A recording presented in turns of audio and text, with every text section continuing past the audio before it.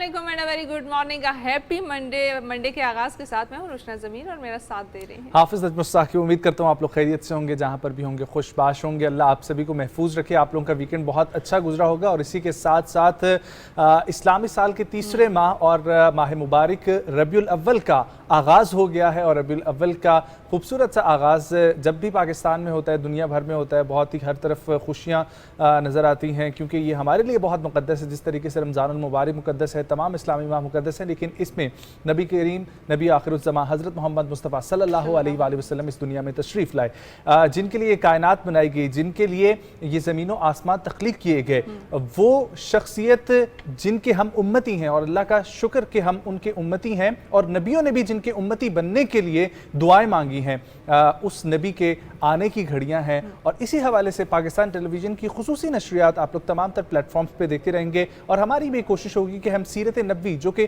कुरान करीम में भी है कि बेहतरीन उसवा हुस्ना नबी करीम की ज़ात है, उसके ऊपर गुफ्तगू करें और आने वाली जनरेशन को और आपको भी बता सकें कि हमारे नबी की जो ज़ात है वो कितनी बेहतरीन नमूना है इस पूरी दुनिया में। और हर काम का जो है ना वो उन्होंने करके दिखाया, सरंजाम दिया और बताया कि मामलात अगर हुकूमती होते हैं तो वो किस तरीके से चलाए जाते हैं, दोस्तों के साथ कैसे ताल्लुकात होते हैं, घर वालों के साथ, ख़ानदान के साथ कैसे ताल्लुकात रखे जाते हैं, दुश्मनों के साथ कैसे सलूक रवा रखा जाता है। ये तमाम तर बातों पे हम लोग गुफ्तगू करेंगे। इस खुसूसी ये सुबह पाकिस्तान की नशरियात जो होंगी ये 12 रबीउल अव्वल तक जारी रहेंगी और इस हवाले से हम लोग खुसूसी रोज़ एक सेगमेंट करेंगे सीरत नबी सल्लल्लाहु अलैहि वसल्लम पर। आगे बढ़ते हैं और प्रोग्राम में सबसे पहले जिक्र करते हैं प्रोग्राम की हाईलाइट्स के हवाले से और बताएंगे कि हमारे पास सबसे पहले क्या है। तो सबसे पहले हमारे पास होता है न्यूज़ का सेगमेंट, जिसमें हमारे पास दिलचस्प और अजीबोगरीब खबरें होती हैं जो कि हम आपके साथ शामिल करते हैं कि पूरी दुनिया में क्या हो रहा है और पाकिस्तान में भी क्या हो रहा है। तो जो भी मुख्तलिफ चीज़ें हो रही होती हैं दुनिया में, वो हमारी कोशिश होती है कि आपको उससे आगाह करते रहें। इसके साथ साथ हमारे जो पहले गेस्ट होंगे वो बात करेंगे कि किस तरीके से AI की टेक्नोलॉजी या मुख्तलिफ टेक्नोलॉजीज़ जो हैं वो इस्तेमाल करके हम फूड सिक्योरिटी के ऊपर जो है वो बात कर सकते हैं और किस तरीके से फूड सिक्योरिटी के जो इंतजामात हैं उसको भी लिया जा सकता है और ये जो प्रॉब्लम है इसको किस तरीके से सॉल्व किया जा सकता है। तो इसके ऊपर बात करने के लिए हमारे साथ मौजूद होंगी डॉक्टर राफिया मुमताज़, जिन्होंने नेशनल अवार्ड ऑफ HEC भी जीता है बेस्ट यूनिवर्सिटी टीचर का। तो उनसे बात करेंगे कि किस तरीके से ये टेक्नोलॉजी आगे हमें मुख्तलिफ तरीक़ों से हेल्प आउट कर सकती है। डेफिनेटली। और इसके साथ साथ दूसरा बहुत ही अहम टॉपिक है जिसके ऊपर हम लोगों ने फर्स्ट लेडी के साथ भी बात की थी। पाकिस्तान में खुसूसी अफराद, और खुसूसी अफराद भी वो जो डिफरेंट एबिलिटीज़ के हामिल हैं, और उसमें हमारे साथ एक ऐसी शख्सियत मौजूद होंगी जिन्होंने 2023 की 30 डिसेबिलिटी की जो इम्पैक्ट फहरिस्त है उसमें टॉप 30 में अपनी जगह बना ली है। 30 डिसेबिलिटी इम्पैक्ट लिस्ट में शामिल है मोहम्मद आतिफ शेख, और वो आज हमारे साथ मौजूद होंगे और हम उनसे जानेंगे कि कैसे हमारे इर्द गिर्द माशरे में जो शख्सियात हैं जो किसी भी वजह से माजूरी का शिकार हैं या डिफरेंट एबिलिटी रखते हैं, वो कैसे हमारे माशरे के लिए एक बहुत कलीदी किरदार अदा कर सकते हैं। बिल्कुल ऐसे ही है। और इसके साथ हमारे आज से कुछ स्पेशल सेगमेंट्स भी स्टार्ट हो रहे हैं जो कि 12 रबीउल अव्वल तक जारी रहेंगे और उसमें पहला सेगमेंट जो है वो काफ़ी इंटरेस्टिंग है मेरे ख्याल से उन लोगों के लिए जो कि कैलीग्राफी सीखना चाहते हैं, क्योंकि हमारे पास जितने भी कैलीग्राफर्स आते हैं तो उनसे बहुत सारे लोगों का ये शौक़ होता है कि हम किस तरीके से प्रॉपरली ये चीज़ सीखें। तो इसके ऊपर हम आज काम करेंगे। आज से हमारा ये सेगमेंट स्टार्ट होगा जिसमें अस्माउल हुस्ना की कैलीग्राफी स्टार्ट होगी और इसको सिखाने के लिए हमारे साथ मौजूद होंगी जी वासिल शाहिद, जो कि बहुत अच्छी कैलीग्राफर हैं और इससे पहले भी हमारे साथ सुबह पाकिस्तान में मौजूद हैं। डेफिनेटली। और इसके साथ साथ हमारे साथ मौजूद होंगे अल्लामा शफात रसूल मजहबी स्कॉलर, जो कि हम लोग आज से, जो मैंने आपको बताया कि एक सेगमेंट शुरू करने लगे सीरत नबी सल्लल्लाहु अलैहि वसल्लम का, तो उसमें हम लोग डिस्कस करेंगे और उसमें तमाम तर नबी करीम सल्लल्लाहु अलैहि वसल्लम की ज़िंदगी के पहलुओं पर मुख्तलिफ गुफ्तगू होगी और ये सीखने की कोशिश करेंगे कि आपके रहन सहन का तरीका, आपके तौर अतवार, रफ्तार व गुफ्तगू, सीरत तैयबा, अखलाक करीमा और अज़ीम मलकूती सिफ़ात में से क्या क्या जो है वो हम इंसान अपना सकते हैं और कैसे उनके ऊपर चल सकते हैं। और वही तमाम तर मामला जिनका मैंने पहले जिक्र किया कि जो भी हमारे डेली मर्रा के जो मामलात होते हैं, रोज़मर्रा की जो हमारी आम तर गुफ्तगू होती है, हमारे कोलीग के साथ हमारा बिहेवियर होता है, हमारी हम मदर फादर, हमारे बहन भाइयों के साथ, हमारे पड़ोसियों के साथ, वो हुकूक जो हैं उनके ऊपर हम लोग जो है वो ख़ास फोकस रखेंगे और ये आखिरी सेगमेंट आप लोग देख सकेंगे।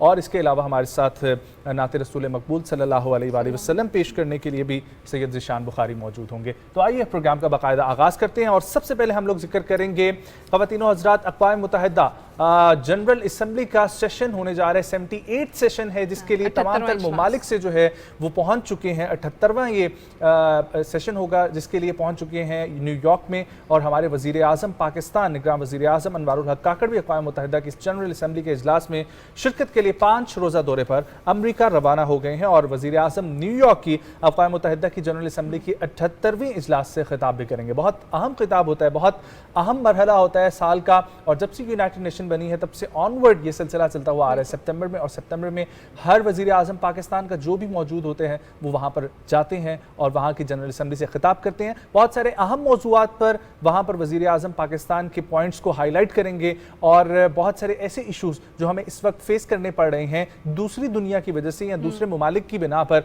उनको भी हाईलाइट किया जाएगा। इसी हवाले से हमारे पास एक अदद पैकेज भी मौजूद है जिसमें तमाम तर डिटेल्स मौजूद होंगी, तो आइए वो पैकेज देखते हैं।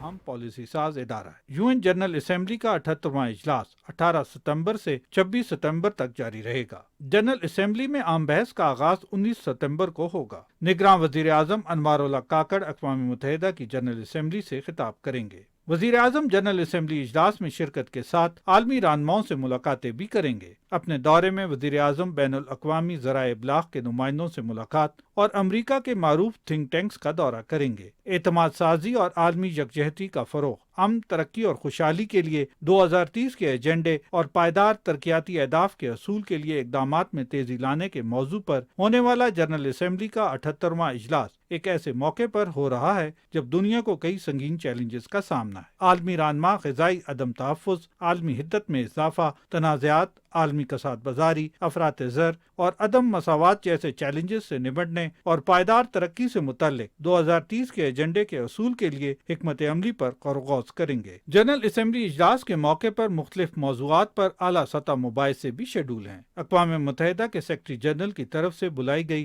क्लाइमेट एम्बिशन समिट आलमी रहनुमाओं को मौसमियाती चैलेंजेस से निपटने के लिए मुश्तरका हिकमत अमली वज़ा करने का मौका फराहम करेगी। वज़ीर आज़म मौसमियाती तब्दीली पर मुनक़िद होने वाली इस अहम कॉन्फ्रेंस में भी शिरकत करेंगे। जी बिल्कुल, बहुत अहम दौरा है जिसमें बहुत सारी मुलाकातें भी शामिल होंगी। इसके साथ साथ वो बहुत सारे थिंक टैंक्स का दौरा भी करेंगे, और साथ साथ जो एक मेजर इंपॉर्टेंट टॉपिक है वो ये है कि मौसमी तब्दीली के असरात जो है उसके ऊपर वो बात करेंगे। और इसके साथ साथ ऑफ कोर्स अगर मौसमी तब्दीली की बात हो रही है तो क्यों ना खुशगवार मौसम की भी बात की जाए। और हमने पिछले दिनों जैसे बताया था कि 15 सितंबर से जो मानसून का सिलसिला शुरू हुआ है उसकी वजह से मौसम काफ़ी खुशगवार हो गया, और इर्द गिर्द के इलाकों में देखने को मिल रहा है कि वो जो गर्मी की शिद्दत थी वो टूट गई और लोगों ने बड़ा एग्जैक्टली वीकेंड लोगों ने इसी वजह से बहुत ज़्यादा इंजॉय किया। तो इसके ऊपर हमारे साथ एक अदद पैकेज मौजूद है और जिसमें तफसील दे रहे हैं हमें चौधरी मजहर। महकमा मौसमियात के मुताबिक इस्लामाबाद, खैबर पख्तूनख्वा, वस्ती सिंध, शमाल मशरकी बलूचिस्तान, गिलगित बल्तिस्तान और कश्मीर में तेज़ हवाओं और गरज चमक के साथ बारिश का इम्कान है, जबकि खैबर पख्तूनख्वा, खित्ता पठवार, मशरकी पंजाब और जनूब मशरकी ज़ीरी सिंध में भी चंद मुकामात पर मूसलाधार बारिश का इम्कान है। इतवार को सबसे ज़्यादा बारिश इस्लामाबाद के इलाका सैदपुर में 59 मिलीमीटर रिकॉर्ड की गई। कोटली 13, मुजफ्फराबाद एयरपोर्ट 2, खैबर पख्तूनख्वा चराट 8, लोअर दीर 5, पिशावर सिटी पाराचनार 2, बलूचिस्तान बारखान और खुजदार में 2 मिलीमीटर बारिश रिकॉर्ड की गई। मौसम की खबर देने वालों का कहना है कि पीर के रोज इस्लामाबाद, खैबर पख्तूनख्वा, बलाई वस्ती सिंध, शमाल मशरकी बलूचिस्तान, गिलगित बल्तिस्तान और कश्मीर में तेज हवाओं, आंधी और गरज चमक के साथ बारिश का इम्कान है, जबकि खैबर पख्तूनख्वा, इस्लामाबाद, खित्ता पठवार, मशरकी पंजाब और जनूब मशरकी ज़ेरी सिंध में चंद मुकामात पर भी मूसलाधार बारिश का इम्कान है। चौधरी मजहर, पाकिस्तान टेलीविजन न्यूज़, इस्लामाबाद। क्या बात है जी, खूबसूरत मौसम हो गया और आप लोग भी इंजॉय करें इस मौसम को, क्योंकि बार बार ये मौसम नहीं आता, और फिर दुआ करें कि इस मौसम के बाद दोबारा खुश्क मौसम ना आए, क्योंकि दोबारा से गर्मी आ जाएगी तो हमने गर्मी को इतना ज़्यादा फेस नहीं करना। अब सर्दियों का इंतजार है, सर्दियाँ आएंगी, सर्दियों के वैसे भी मौसम बहुत अच्छा होता है, और सर्दियों के मौसम की क्या बात है, उसके फ़वाइद और उसके फ़ज़ाइल जो है ना मैं आपको बाद में बयान करूँगा किसी दिन और प्रोग्राम में। आगे बढ़ते हैं, बहुत अच्छी सी खबर है और ये अच्छी सी खबर सुनकर आपका मूड भी बहुत अच्छा हो जाएगा, क्योंकि पाकिस्तानी परचम, अब सबसे लाली परचम वो भी लहराएगा स्पेस में। और वो किस तरह होगा ये आप लोग पिछले दिनों से खबरें सुनते आ रहे हैं, लेकिन इसकी प्रॉपर्ली खबर ये है कि पाकिस्तान का सब्ज़ हिलाली परचम खिला में जाने के लिए तैयार है। नमीरा सलीम आप लोग देख रहे हैं इस वक्त, नमीरा सलीम 5 अक्टूबर को अमेरिका से स्पेस शिप के जरिए तारीखी उड़ान बढ़ेंगी और नमीरा सलीम इससे कबल वतन के झंडे को कुतुब शुमाली और कुतुब जनूबी में भी लहरा चुकी हैं। कामयाबियां समेटने और एजाज़ात अपने नाम करने वाली पाकिस्तान की पुरअज़म बेटी नमीरा सलीम 5 अक्टूबर को पाकिस्तान का झंडा खिला में लहराएंगी इंशाअल्लाह। चैलेंजेस के हवाले से कलेक्टर ऑफ फर्स्ट के तौर पर जाने वाली नमीरा सलीम अमेरिका से कमर्शियल स्पेसशिप के जरिए खला का सफर करेंगी और पहली पाकिस्तानी खलाबाज खातून का एजाज भी अपने नाम करेंगी, बल्कि पहली पाकिस्तानी खलाबाज का भी एजाज अपने नाम करने जा रही हैं। और मोनाको में क़याम पजीर नमीरा सलीम को हुकूमत पाकिस्तान ने 2006 में पहली पाकिस्तानी खलाबाज के तौर पर लॉन्च किया, जब उन्होंने कमर्शियल खलाई परवाज का टिकट खरीदा और फिर 17 साल इस तारीखी मौके का इंतजार किया और फाइनली वो वक्त आ गया है और कुछ ही दिन दूर है कि 5 अक्टूबर को पाकिस्तान का परचम भी खला में लहरा दिया। वंडरफुल, ये बड़ी अमेजिंग न्यूज़ है। मेरे ख्याल से जब खवातीन की तरफ से एक ऐसी न्यूज़ आती है तो मेरे में एनर्जी जो है ना वो डबल हो जाती है और मेरे साथ देखने वाली जितनी भी खवातीन है वो ज़्यादा इंथुसियास्टिक हो जाती हैं कि किसी तरीके से हम भी कोई इस तरह का कारनामा सर अंजाम दें जो कि पाकिस्तान के लिए भी बेहतरीन हो और अपनी ज़ात के लिए भी बेहतरीन हो। आगे बढ़ेंगे और आपको बताएंगे कि थोड़ी सी इंटरनेशनल दुनिया में क्या चीज़ें हो रही हैं उस हवाले से भी आपको अपडेट करते हैं। और वैसे तो आपको पता है नजम कि बहुत सारे लोगों को स्पेशली मर्द हज़रात को महंगी गाड़ियाँ रखने का शौक होता है, लेकिन उनकी हिफाजत करना बड़ा ही मुश्किल काम हो जाता है और हर इंसान के पास वो फैसिलिटी नहीं होती कि किस तरीके से उनको सेफ एंड सिक्योर रख सके। तो आज इसके ऊपर हमारे साथ जो है वो एक अदद खबर है और ख़बर भी क्या है कि हमारे साथ एक सेफ्टी की तरीक़ाकार जो है वो मौजूद है और वो ये है कि महंगी गाड़ियाँ रखने के शौकीन अफराद जो है वो अक्सर इनकी हिफाजत के लिए फ़िक्रमंद रहते हैं, लेकिन इस मकसद के लिए एक जदीद सिक्योरिटी लॉक जो है वो मुतारिफ करा दिया गया। ये आप देख सकते हैं कि किस तरीके से ये प्लास्टिक की एक शीट सी है, ये कवर है जो कि इसके ऊपर रखता है और इस कवर के ऊपर उन्होंने मुख्तलिफ किस्म की चीज़ें गिराई हैं, लेकिन फिर भी वो इतना मतलब सिक्योर है कि अंदर जो गाड़ी है उसको कुछ भी नहीं हो रहा। और ये वीडियो जो है वो बहुत सारी सोशल मीडिया प्लेटफॉर्म्स पर जो है वो वायरल हो रही है और तकरीबन 25 लाख से ज़्यादा लोग जो है इस वीडियो को देख सकते हैं, जिसमें एक सुर्ख रंग की फरारी जो है वो देखी जा सकती है और उसके ऊपर वो प्लास्टिक कवर चढ़ाया गया और वो बिल्कुल सेफ एंड सिक्योर। नीचे फरारी खड़ी है, फरारी ठीक है, और आज हम फरारी से मैच करके भी आए हुए हैं सारे, बिल्कुल। तो ये तो था सिलसिला। अगर आप लोग भी अपनी गाड़ियां महफूज रखना चाहते हैं तो इस तरह का कोई कारनामा सर अंजाम दे लें, वरना बड़े बड़े गैराज तैयार कर लें और उनके अंदर अपनी गाड़ियों को महफूज बना लें, लेकिन वहाँ पर भी कोई ना कोई प्रॉब्लम हो ही जाती है किसी न किसी तरीके से। आगे बढ़ेंगे और जिक्र करेंगे चीन का, जहाँ पर 10 साला मनसूबाबंदी के तहत चीन ने तामीर और दुनिया का शाहकार एक नया तैयार किया है, बड़ा आबी साइंस पार्क। अब ये आबी साइंस पार्क है तकरीबन 4 लाख मुरब्बा मीटर पर और इसकी बैरूनी इमारत ये आप लोग देख रहे हैं जिसका 3D मॉडल है जो कि किसी साइंस फिक्शन फिल्म के बड़ी खलाई जहाज की तरह नजर आती है। सूबा जुहाई में वाक़ इस पार्क का पूरा नाम है जुहाई चायमलूंग मरीन साइंस पार्क और 50,000 अफराद यहाँ पर समा सकते हैं। दुनिया के सबसे बड़े एक्वेरियम में 300 मुख्तलिफ इकसाम के 1 लाख आबी जानवर, मछलियाँ और दीगर मखलूक़ात रखी गई हैं। साइंस पार्क में 10 मुख्तलिफ मौज़ूआत पर नुमाइशी अशिया रखी गई हैं, जिनमें 100 इकसाम के जिंदा मुंगी और मरजान कोराल भी रखे गए हैं। अगरचे इसे 2021 में खोलना था, लेकिन कुछ ताख़ीर के बाद अब इसे आवाम के लिए खोल दिया गया। वंडरफुल, और वैसे देखने में बड़ा खूबसूरत लग रहा है और बहुत सारे लोग अब ये कोशिश कर रहे होंगे जिनको टूरिज्म का बहुत ज़्यादा शौक है, जिनको एडवेंचर का बहुत ज़्यादा शौक है, तो वो कोशिश करेंगे, हाँ बिल्कुल कोशिश करेंगे कि वो जाएँ, चाइना जाएँ और इसका विजिट करेंगे। चाइना से अपनी उड़ान भरेंगे जी हम बरतानिया की तरफ और वहाँ की आपको एक बड़ी ही इंटरेस्टिंग सी खबर बताऊंगी, खवातीन के लिए इंटरेस्टिंग खबर है और वो ये है कि उनको हर चीज़ पिंक कलर की चाहिए होती है, ठीक है। तो बरतानिया में एक अदद गुलाबी रंग का कबूतर देखा गया और उस हवाले से इस वक्त बहुत सारी चीज़ें जो है पुरस्कार किस्म का ये कबूतर है। आप देख सकते हैं कि इसमें सिर्फ गुलाबी नहीं है, वैसे ये वाइट कलर भी है इसमें और ब्लैक कलर भी है। तो ये पिंक कलर का कबूतर जो है इसके हवाले से बहुत सारी इस वक्त चहमगोइयाँ जारी हैं और कबूतर को जो है वो बोरी टाउन के इलाके में देखा गया है, जहाँ मकामी अफराद ने इसको दाना भी डाला है और उसके बाद उसकी पेट पूजा भी करवाई है। लेकिन इस वक्त ये अभी सोचा जा रहा है कि क्या इसका रंग वाकई में गुलाबी है या इसको रंग दिया गया है। तो इस वक्त ये जो रिसर्च है ये जारी है और ये जैसी इसकी अपडेट आएगी तो हम शामिल करेंगे। वंडरफुल। और इसी के साथ बरतानिया से ही मेरे पास खबर है, कुछ दिनों पहले हम लोगों ने खबर शेयर की थी कि लेडी डियाना जो है उनका एक स्वेटर नीलामी के लिए सामने आया है, तो वो अब फरोख्त हो गया और फरोख्त हुआ है $11 लाख में, क्योंकि वो लेडी डियाना का था और फैशन आइकॉन उन्हें समझा जाता था और फैशन आइकॉन होने की वजह से ही गैर मुल्की मीडिया रिपोर्ट्स के मुताबिक इस नीलाम घर ने बरतानवी शहजादी लेडी डियाना के स्वेटर में नीलामी के लिए अब तक इब्तदाई कीमत जो है उसका तखमीना $80,000 से शुरू किया था और $50,000 से $80,000 से शुरू किया था, जो कि हैरानकुन तौर पर $11 लाख में बिक गया और दुनिया के महंगे तरीन स्वेटर होने का इसको एजाज़ हासिल है। 19 साल डियाना ने सुर्ख और सफ़ेद रंग का स्वेटर जून 1981 में पोलो मैच में पहना था और फिर उसके बाद से वाओ लेकिन मैं सोच रही हूँ कौन होगा खरीदने वाला जिसने $11 लाख में इसको खरीदा है। चलिए बस लेडी डियाना को शौक चाहने की वाले बात है जिसने खरीदा है। हाँ, आगे बढ़ते हैं और आपको एक और जगह पे लेके जाते हैं जहाँ से मेरे पास एक हैरान कौन सी खबर है। नाम भी बड़ा हैरान कौन सा है, ठीक है, अजीब व गरीब सा नाम है। यूटा नाम की जगह है और वहाँ पे एक खातून ने क्या किया है कि वहाँ से वो जो है वो एक टैबलेट ले रही थी और टैबलेट लेते लेते उन्होंने गलती से जो है वो एयरपॉड्स जो है या एयरबड्स जो है वो निगल लिए और उस वक्त उनको समझ नहीं आई, लेकिन मुट्ठी भर उन्होंने विटामिन अपने हाथ में रखे हुए थे। और ये गलती किस तरीके से हुई कि उनके पास जो है वो एक अदद कॉल पे थी और कॉल पे वो अपने एक पुराने दोस्त के साथ थी, ठीक है, और जिनसे उनकी कुछ बहुत तवील अरसे के बाद बात हो रही थी। तो इतनी एक्साइटमेंट में थी कि वो एयरबड जो है वो साथ ही निगल गई। लेकिन अब जो है वो डॉक्टर्स के साथ इनकी मुलाकात भी हुई है, उन्होंने प्रॉपर जो है इसकी ट्रीटमेंट के हवाले से भी बात की, लेकिन चाह रहे हैं कि नेचुरली तरीके से ये डिस्कार्ड हो जाए और देखेंगे कि अगर ये फर्दर इनके लिए डेंजरस होता है, इनकी सेहत के लिए मुझे साबित होता है तो इसको किसी सर्जरी के थ्रू भी रिमूव अच्छा, अक्सर ना हम लोग एक खबर का जिक्र करते रहते हैं कि किसी ने Guinness book of world record बना दिया, इसने Guinness book of world record बना दिया, और उसमें फिर हम लोग ना कंपैरिजन में उतर आते हैं कि हमारे पाकिस्तान में ऐसी चीज़ें क्यों नहीं कुछ हो रही। तो अल्लाह का शुक्र है कि जो मैं अब खबर शेयर करने लगा हूं, और वैसे भी मुझे ये लगता है कि इंतहाई बेवकूफ़ाना दुनिया में हरकतें होती हैं जिनकी बुनियाद पे Guinness book of world record बनते हैं और पाकिस्तान उनमें शामिल नहीं है। तो अभी तक ये अक्ल हमारे अंदर मौजूद है या हमारी अभी तक इस तरफ तवज्जो नहीं है, तो अल्लाह ना ही दिलवाए।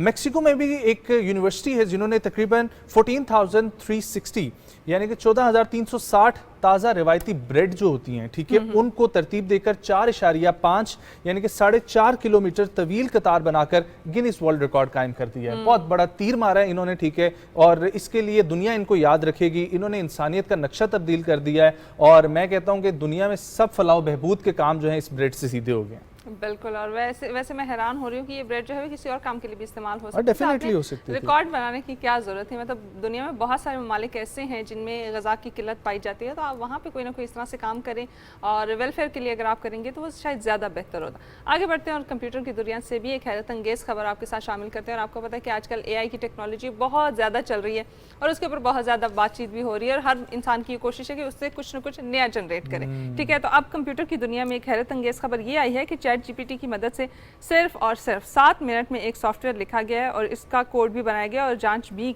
मुकम्मल कर ली गई है। तो ये सबसे कम वक्त में जो है वो एक अदद सॉफ्टवेयर बनाया गया है और इसमें OpenAI कंपनी का तैयार करदा ChatGPT 3.5 वर्जन इस्तेमाल किया गया। और हम जानते हैं कि ChatGPT जैसे जनरेटिव AI प्रोग्राम ना सिर्फ तस्वीर और वीडियोस बना सकते हैं, लेकिन अब इसके लिए जो है वो एक नया तरीका इस्तेमाल किया गया कि आप एक सॉफ्टवेयर भी जो प्लानिंग कर सकते हैं, आप कोडिंग कर सकते हैं, टेस्टिंग कर सकते हैं और हिदायत में लिखाई भी शामिल है। इस ज़मन में सारी हिदायत दी गई हैं।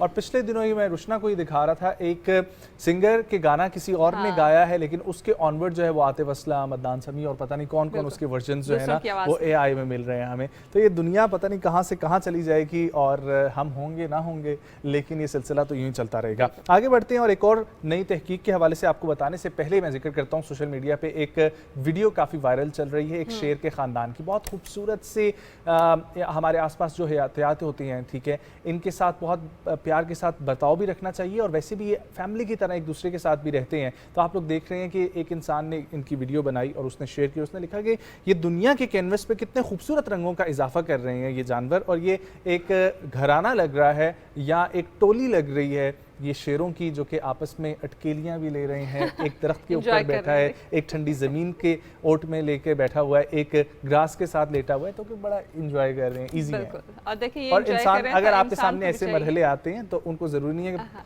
पत्थर मारें या जाके ज़बरदस्ती जो है ना वो छेड़ें। मैं यही कहने लगी थी कि यहाँ पे अगर होते या बच्चों ने इनको देख लिया होता तो ज़रूर कोई ना कोई शरारत करते और उनकी कोशिश ही होती कि इनको किसी न किसी तरीके से तंग किया जाए। तो इस तरीके से इनको भी इंजॉय करने दें और आप भी अपनी लाइफ को इंजॉय करें। आगे बढ़ते हैं और एक तहकीक के मुताबिक आपको बताते हैं कि चांद की सतह पर अमरीकी खलाबाजों की जानिब से छोड़ा गया जो खलाई जहाज़ था वो छोटे मोटे जल्जलों का सबब बन सकता है, ठीक है जी। और वो कह रहे हैं कि जैसे चांद पर जल्जला कहा जाता है, मुहक्किकीन ने जदीद एल्गोरिथम का इस्तेमाल करते हुए बताया है कि ये پہلی بار اس طرح سے ہوگا کہ چاند پر زلزلے کی سرگرمی کا انکشاف کیا جائے گا۔ تو آپ دیکھ سکتے ہیں کہ ٹیکنالوجی انسان کس طریقے سے استعمال کر رہا ہے اور کس طریقے سے نیچرل چیزیں جو ہے ان کو سپوائل کرنے کی کوشش کی۔ لیکن یہی تحقیق کا میرا خیال ہے کہ مرحلہ ہوتا ہے اور تحقیق کے لیے باہر نکلنا پڑتا ہے، ایسے ہی کچھ اقدامات اٹھانے پڑتے ہیں۔ وہ کہتے ہیں نا کہ کیچڑ کو صاف کرنے کے لیے کیچڑ میں اترنا پڑتا ہے، تو اسی طریقے سے ہر چیز کو ثابت کرنے کے لیے، اس کی سچائی جو ہے وہ جاننے کے لیے اور اس کی تحقیق میں مزید اترنے کے لیے اس تک پہنچنا پڑتا ہے اور ایسے اقدامات لینے پڑتے ہیں۔ تو کیا کیا جا سکتا ہے؟ اب آگے بڑھیں گے اور ذکر کریں گے ٹینس کی دنیا سے۔ پاکستان کے لیے ایک اچھی خبر ہے، سپورٹس کی دنیا میں ٹینس میں پاکستان نے ایک کارنامہ سر انجام دیا اور پاکستان نے انڈونیشیا کے خلاف ڈیوس کپ مقابلہ جیت کر گروپ 1 پلے آف میں کوالیفائی کر لیا ہے۔ اسلام آباد میں یہ میچز جاری ہیں اور اسلام آباد میں ہونے والے ڈیوس کپ میں یہ ورلڈ گروپ کے 2 میں سے پاکستان نے انڈونیشیا کو 5-0 سے شکست دی ہے اور پہلے روز سنگلز مقابلوں میں کامیابی کے بعد دوسرے روز ڈبلز اور پھر ریورس سنگلز میں پاکستان نے فتح حاصل کی ہے۔ ڈبلز میں عقیل خان اور اسام الحق کی جوڑی نے انڈونیشین جوڑی کو 3 سیٹ سے ہرایا، جبکہ اسام الحق اور عقیل خان نے انوتھی سنتانیوں اور ڈیوڈ سنتانیوں کو 3-6، 7-5 اور 6-2 سے کامیابی سمیٹی ہے۔ پہلے ریورس سنگلز مین میں عقیل خان نے واک اوور ملا ان کو اور دوسرے ریورس سنگلز میں شعیب محمد نے 7-6 اور 6-4 سے شکست دے کر پاکستان کو ٹائی 5-0 سے جتوایا ہے۔ یہ مقابلہ مجھے لگ رہا ہے کہ بڑا سخت تھا اور چلیں پاکستان اگر جتنی اس میں اتنا سختی سے آگے جا رہا خبر بڑھی ہے اتنی سختی مقابلہ چل جتنی رہا تھا۔ ڈیٹیلز جب نے بتایا تو میں نے کہا بڑا ہی سخت مقابلہ تھا، کیونکہ پوری ہاں، ڈیٹیلز صحیح بات شامل ہے۔ کی گئی ہیں اور یہ ضروری بھی ہے کہ آپ کو پوری ڈیٹیل سے آگاہ کیا جائے۔ ٹینس کی دنیا میں بھی جتنی چیزیں ہو رہی ہیں تو ان کے بارے میں بھی آپ کو بتایا جائے۔ ہاں۔ تو دیر پہلے جیسے میں ذکر کر رہی تھی کہ ٹیکنالوجی چل رہی ہے، اے آئی کی ٹیکنالوجی بہت زیادہ استعمال ہو رہی ہے اور جہاں پہ دنیا جو ہے وہ اس سے ایک سافٹ ویئر بنا رہی ہے تو وہاں پہ پاکستان اس کا مثبت استعمال بھی کر رہا ہے، اور وہ یہ ہے کہ کس طریقے سے اے آئی کی ٹیکنالوجی کو استعمال کر کے ہم فوڈ سیکیورٹی یا فوڈ سیفٹی جو ہے وہ پراپرلی اس کو امپلیمنٹ کر سکیں، انشور کر سکیں۔ لیکن اس کے اوپر ہم لوگ بات کریں گے، اس سے پہلے شامل کرتے ہیں صبح پاکستان میں ایک بریک۔ کہیں مت جائیں، ہمارے ساتھ رہیں۔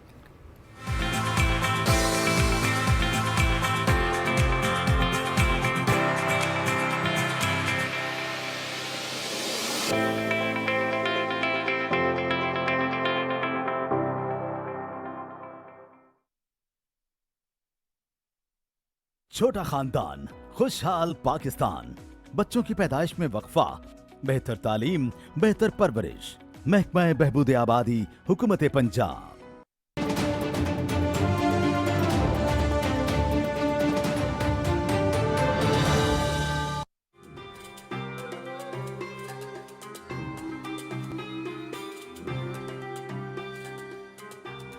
زمانے کی قسم کھا کر فرمایا ان الانسان لفی خسر، اس سے باہر حیوانیت ہے، غلام بن جاتے ہیں۔ آپ نے زبان کی بنیاد پر ایک بالادست طبقہ پیدا کر دیا ہے جو فکری طور پر بھلے اپاہج ہو۔ یہ تسلسل ہے گزشتہ ان 70 سالوں کا۔ ہم چونکہ مذہب کا ذکر کر رہے ہیں تو اخلاق کی کتنی اگزامپل دی۔ دونوں عالم کا دولا ہمارا نبی، دونوں عالم کا دولا ہمارا نبی۔ جگہ بلاتے ہیں مسلمانوں کو، ہندوؤں کو۔ ہندو تو آلریڈی ہوتی ہیں، ہولی، دیوالی، جنم اشٹمی، کرشن جنم اشٹمی، درگا۔ دوستوں میں، نیبرز میں اس محبت کو بانٹنے کی کوشش کرتے ہیں۔ ہم نے دیکھا جدھر تجھ کو پایا ادھر اے خدا۔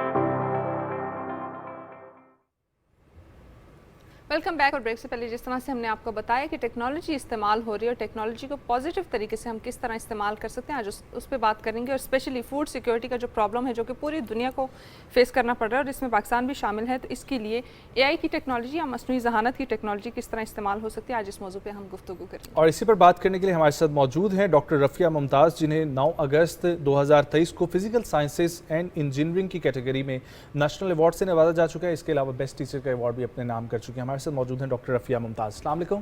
वालेकुम गुड अस्सलाम। मॉर्निंग, खैरियत से हैं आप? जी बिल्कुल ठीक थैंक है। You so much for joining. Doctor साहिबा, ये बताइएगा, मसनूई ज़हानत जहाँ पर बहुत सारी इश्यूज़ को हाईलाइट कर रहा है, बहुत सारी चीज़ों में लोगों की मदद कर रहा है, लेकिन हम समझते थे टेक्नोलॉजी के लिए कारआमद है। कैसे फूड सिक्योरिटी को मुमकिन बनाया जा सकता है थ्रू AI?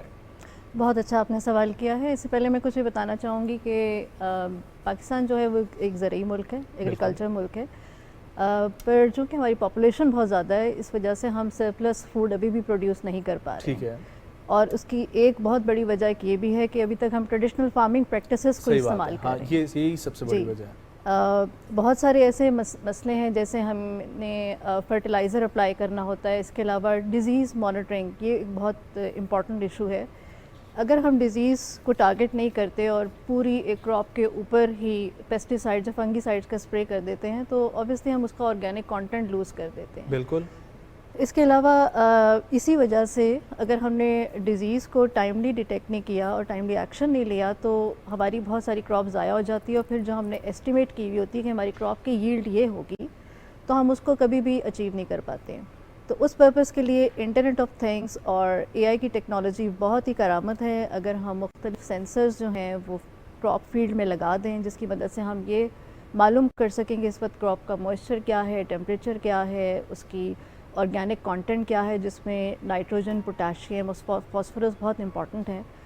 तो ये पैरामीटर्स अगर हमारे पास रियल टाइम में आ जाएं, उसके बाद फिर अगर हम आर्टिफिशियल इंटेलिजेंस के एल्गोरिदम लगाएं, तो हम ये मालूम कर सकते हैं कि हमें किस जगह पे कितना फंगीसाइड अप्लाई करना है, कितना ठीक है। पेस्टिसाइड देना है और कितना पानी देना तो है। डॉक्टर साहिबा, ये आपकी कोई रिसर्च है या आपने कोई मॉडल तैयार किया? जी मेरी बिल्कुल रिसर्च है। मैंने इंटरनेट ऑफ थिंग्स, जिसको हम IoT भी कहते हैं, उसको इस्तेमाल करते हुए और आर्टिफिशियल इंटेलिजेंस को यूज़ करते हुए डिज़ीज़ मॉनिटरिंग की, यानी कि जो गंदम की फसल है उस पर एक रस्ट डिज़ीज़ आ जाती है, और जो कि नॉर्दर्न एरियाज़ में ये बहुत ज़्यादा फैलती है, और तकरीबन 1 महीने के अंदर ये 30% क्रॉप को जो है ना वो ख़राब कर देती है। तो उसकी अर्ली डिटेक्शन के लिए मैंने एक एज डिवाइस बनाई है, that is based on the internet of thing technology and also on the artificial intelligence technology. So किसान जो है अगर उस डिवाइस को लेकर जाए क्रॉप फील्ड के अंदर, उसके अंदर एक कैमरा लगा हुआ है, एक रास्पबेरी पाई है जो कि एक माइक्रो कंट्रोलर, एक माइक्रो प्रोसेसर, एक छोटी डिवाइस है जिसमें हमने आर्टिफिशियल इंटेलिजेंस के एल्गोरिदम डिप्लॉय किए हुए हैं, और वो there and then in real time आपको बता देता है कि इस वक्त क्रॉप को क्या डिजीज़ लगी हुई है, किस हद तक लगी हुई है, हमें कौन सा फंगीसाइड या पेस्टिसाइड अप्लाई करने की ठीक है ज़रूरत मैम, ये भी बताइएगा कि जैसे आपने कहा कि रस्ट डिजीज़ को ये इंडिकेट कर देता है या उसकी डिटेक्शन कर देता है, इसके अलावा कौन कौन सी डिजीज़ेस हैं जो कि क्रॉप्स में पाई जाती हैं और वो इस मेथड के ज़रिए जो है वो डिटेक्ट हो सकती हैं? वैसे तो देखें एक बहुत वैरायटी ऑफ डिजीज़ेज़ हैं। जैसे एक रिसर्च मैंने मूंग बीन के ऊपर भी की है, तो उसमें एक टैन स्पॉट एक डिज़ीज़ होती है जो कि काफ़ी तेज़ी से फैल जाती है। इसके अलावा मेन जो मैंने अपनी रिसर्च की है वो रस्ट के ऊपर ही की है, तो उसमें फिर आगे डिफरेंट टाइप्स आ जाती हैं कि ससेप्टेबल रस्ट है, फिर या फिर आपके पास रेजिस्टेंट रस्ट है। तो ये मेन टाइप्स हैं जो कि ज़्यादा क्रॉप को डैमेज करती हैं। इसके अलावा देखिए ये जो अभी हमने डिवाइस बनाई है, इसका सबसे बड़ा एडवांटेज है कि हमने प्रूफ ऑफ कॉन्सेप्ट एक दे दिया है। इसको फिर हम मज़ीद डिफरेंट कैश क्रॉप्स जैसे चावल की फसल है या इसके अलावा कॉटन की है, उसके ऊपर भी अप्लाई कर और ये सकते आपने हैं। टेस्टिंग कर ली है इसकी? जी, इसकी फील्ड टेस्टिंग हो चुकी है और हमारी बड़ी स्ट्रॉन्ग कोलैबोरेशन है नेशनल एग्रीकल्चर रिसर्च सेंटर के साथ, जो चक्सजाद में मौजूद है। और वहाँ पे कुछ साइंटिस्ट हैं जो कि हमारे साथ इन्वॉल्व हैं इस रिसर्च में। उन्होंने हमें इसकी टेस्टिंग करके दी है। इसके अलावा उन्होंने हमें ये भी सजेशन दिए कि मज़ीद इसको कैसे इम्प्रूव किया जा सकता है। सो इट्स अ डिवाइस और व्हाट, ये कहाँ पर प्लेस होगी? जी, it's is a handle device, portable device है, so you can take it anywhere in the crop field and there is a camera. Just like a metal detector, इसको आप detect करेंगे? It's not like a metal detector. It has a camera, so you have to take the picture and then some post processing is involved. ठीक है। इसका हमने एक version ऐसा भी बनाया है जिसमें रियल टाइम वीडियो में ही आपको पता डिटेक्ट करके बता दिया जाता है कि यहाँ पे ये डिजीज़, रस्ट डिजीज़ लगी हुई है और हमें तो डॉक्टर कौन सी साहब, ये जगह- आपका जो फंक्शन है ये सिर्फ और सिर्फ रस्ट के लिए कर रहा है काम? जी, फॉर द टाइमिंग हमने रस्ट के लिए बनाया। और इसी के अंदर डिफरेंट फंक्शंस मजीद जो है वो ऐड अप हो सकते हैं? जी, इसमें हमने बल्कि ऑडियो फीडबैक का फंक्शन भी दिया है, जिसमें लोकल लैंग्वेज के अंदर किसान को ये सुनाई देता है कि उसको कौन सी फसल कौन सी डिजीज़ इस वक्त फसल को लगी हुई है और उसको क्या करना चाहिए। ठीक है। पर इसमें कुछ मैं ऐड ये करती चलूँ कि चूँकि देखें एक बहुत बड़ा गैप है, हमें फार्मर्स को उस लेवल तक लाने की ज़रूरत है कि वो टेक्नोलॉजी को समझ सकें, उनकी ट्रेनिंग की ज़रूरत है, वर्कशॉप्स कराने की ज़रूरत है, क्योंकि جب تک وہ اس ٹیکنالوجی کو سمجھیں گے نہیں، ہم اسمارٹ ایگریکلچر جس کو آگے پریسیجن ایگریکلچر بھی کہا جاتا ہے، اس تک پہنچنا ہمارا مشکل ہے. اور دنیا جو ہے بڑی تیزی سے ترقی کر رہی ہے. ہمارا ملک چونکہ دیکھیں ایگریکلچر ایک زرعی ملک ہے، اس کے باوجود بھی ہم بہت ساری ویٹ کراپ کو امپورٹ کرتے ہیں. اور اس میں اگر ہم دیکھیں تو مینلی ہمیں یہی مسائل نظر آتے ہیں کہ ٹیکنالوجی کا استعمال بہت کم ہے.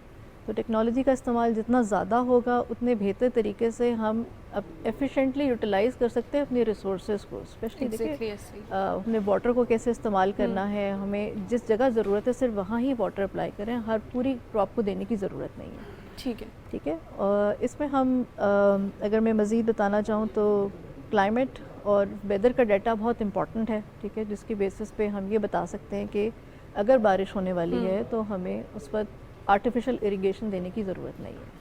ٹھیک ہے. اچھا میم تھوڑا یہ بھی بتائیے گا کہ کتنے ایریا کو کور کرتی ہے؟ فار ایگزامپل مطلب کوئی ایک اس کی لمٹ ہوگی نا اس کے لیے.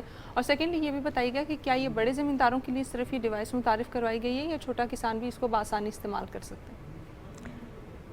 دیکھیں میں نے آپ کو یہ بتایا کہ چھوٹے کسان کے لیے مشکل ہے جب تک کہ ٹیکنالوجی کا استعمال وہ نہیں کرتے. ٹھیک ہے.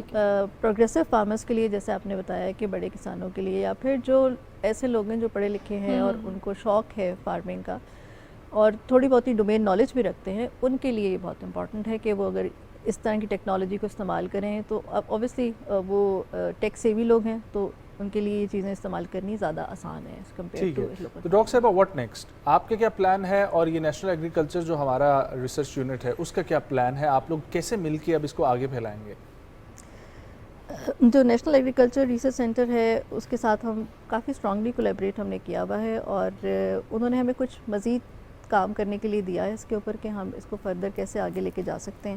انہوں نے اپنی جو ریسرچ فیلڈ ہے جو کراپ فیلڈ ہے اس میں ہمیں بیسیکلی ایک پلاٹ اسائن کرتے ہیں جہاں پہ ہم اپنے سسٹمز کو لگاتے ہیں، وہاں سے ڈیٹا کلیکٹ کرتے ہیں اور پھر اس کی بیسس کے اوپر پھر ہماری لیب جو نسٹ میں ہے وہاں پہ ہم اس ڈیٹا کے ساتھ جو ہے انالیسس کرتے ہیں، ریسرچ کرتے ہیں اور فردر پھر اپنی فیڈ بیک آگے دیتے ہیں. تو ڈاکٹر صاحبہ واٹ نیکسٹ وہی والی بات ہے نا، ریسرچ ماڈل تو آپ کا چل رہا ہے آلریڈی اور اس میں آپ چیزیں انڈلج کرتی رہیں گی مزید، لیکن مارکیٹ میں کب لانے کا پلان ہے؟ جی مارکیٹ میں ہمارے بھی ایک انڈسٹریل کولیبریٹرز ہیں چٹھا بایو کیئر اور الفوز ٹیکنالوجی، ان کے ساتھ ہم نے بڑا اسٹرانگلی کولیبریٹ کیا ہوا ہے جو کہ ہم بڑی مدد ہمیں کرتے ہیں، ہماری سوشل میڈیا پہ پروموٹ بھی کرتے ہیں چیزوں کو. بٹ اسٹل ایک کمرشل لیول تک چیزوں کو لے کے جانے کے لیے یہ فائدہ تو تبھی ہے نا جب کمرشلی آپ انٹروڈیوس کروائیں گے. ایگزیکٹلی. اس میں دیکھیں انڈسٹریل فنڈنگ اور پلس انٹرنیشنل کولیبریٹر کا آپ کے ساتھ انگیج ہونا بہت ضروری ہے. انٹرنیشنل کولیبریٹر کا انٹرنیشنل پلس انڈسٹریل کولیبریٹر. انڈسٹریل تو سمجھ آتی ہے، وائی انٹرنیشنل؟ دیکھیں انٹرنیشنل کولیبریٹر کا موجود ہونا اس لیے ضروری ہے کیونکہ انٹرنیشنلی اگر آپ دیکھیں تو یہ ٹیکنالوجیز بہت تیزی سے پریویل کر چکی ہیں اور ان کے پاس جو کمانڈ آف نالج ہے، جو ڈیپتھ آف نالج ہے وہ ہمیں چاہیے ہوتی ہے کیونکہ اوبیسلی انہوں نے ان سسٹمز کو پراپرلی باہر ٹیسٹ فنکشنل کیا ہوتا ہے اور بہت سارے چیلنجز ایسے ہیں جو کہ ان کو پتہ ہوتے ہیں اور ہمیں اوبیسلی وہ اس نالج ایکسچینج کے تھرو پتہ چلتا ہے، تھرو کولیبریشن کے تھرو پتہ چلتا ہے کہ ہاں جی یہ والی چیز بھی امپورٹنٹ ہے اور ہمیں یہ بھی انٹروڈیوس کرنے کی. اور آپ کے اندازے کے مطابق یہ سب کب تک ممکن بنایا جا سکتا ہے؟ ابھی دیکھیں میں نے تو اپنی پوری کوشش کی ہے کہ ہم ود ان نیکسٹ 6 months اور maybe with in years time ہم اس کو مزید اس ڈیوائس کو انہانس کر کے اس میں کاٹن کا ڈیٹا اور پلس جو رائس ہے، کیش کراپس یا شوگر کین، ہاں مطلب جو بیسک ہماری کراپس ہیں ان کے اوپر تو ایٹ لیسٹ دیکھیں کسی بھی جب آپ ڈیوائس کو بناتے ہیں نا تو مارکیٹ میں پینیٹریٹ کرنے کے لیے اس میں ایک واؤ فیکٹر لانے کی ضرورت ہوتی ہے. صحیح بات ہے. تو صرف ویٹ رسٹ ڈیزیز کو لے کے اس کو مارکیٹ میں لے کے جانا اور پھر کسٹمرز کو اٹریکٹ کرنا it is a bit difficult. So we need to make it as a generic product so that it can be used for other crops. ٹھیک ہے.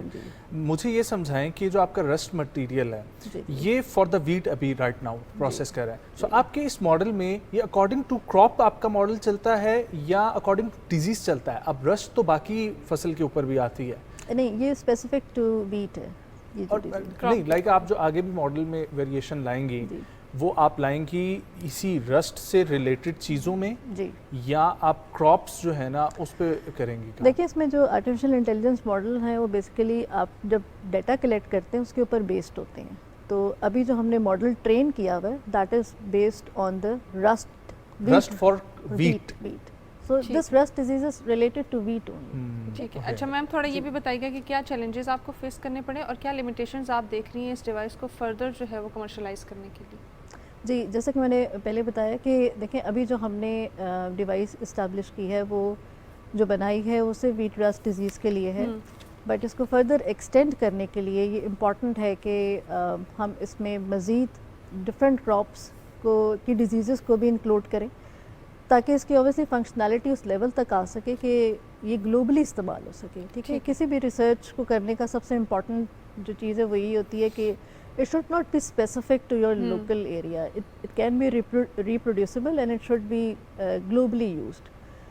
So for that purpose, obviously, there is a long way to go, and we need to add more crops into this device so that this can be used by other people across the world as well. صحیح ہے. Agriculture میں آپ کیا دیکھ رہی ہیں, اے آئی کا future کیا دیکھ رہی ہیں کہ کس طریقے سے اے آئی کی ٹیکنالوجی کو استعمال کرتے ہوئے ایگریکلچر پروڈکٹس کو مزید بہتر بنایا جا سکتا ہے؟ آپ نے بہت اچھا سوال کیا. دیکھیں آج کل اگر ہم دیکھیں تو کلائمیٹ چینجز جو ہے نا بہت ریپڈلی چینج ہو رہی ہیں, اور اگر ویٹ کی بات کروں تو دیکھیں نیکسٹ 50 to 60 ایئرس میں جس جگہ ہم ابھی ویٹ کراپ اگا رہے ہیں ہو سکتا ہے وہ ایریاز اس ٹائم پر سوٹیبل نہ ہوں.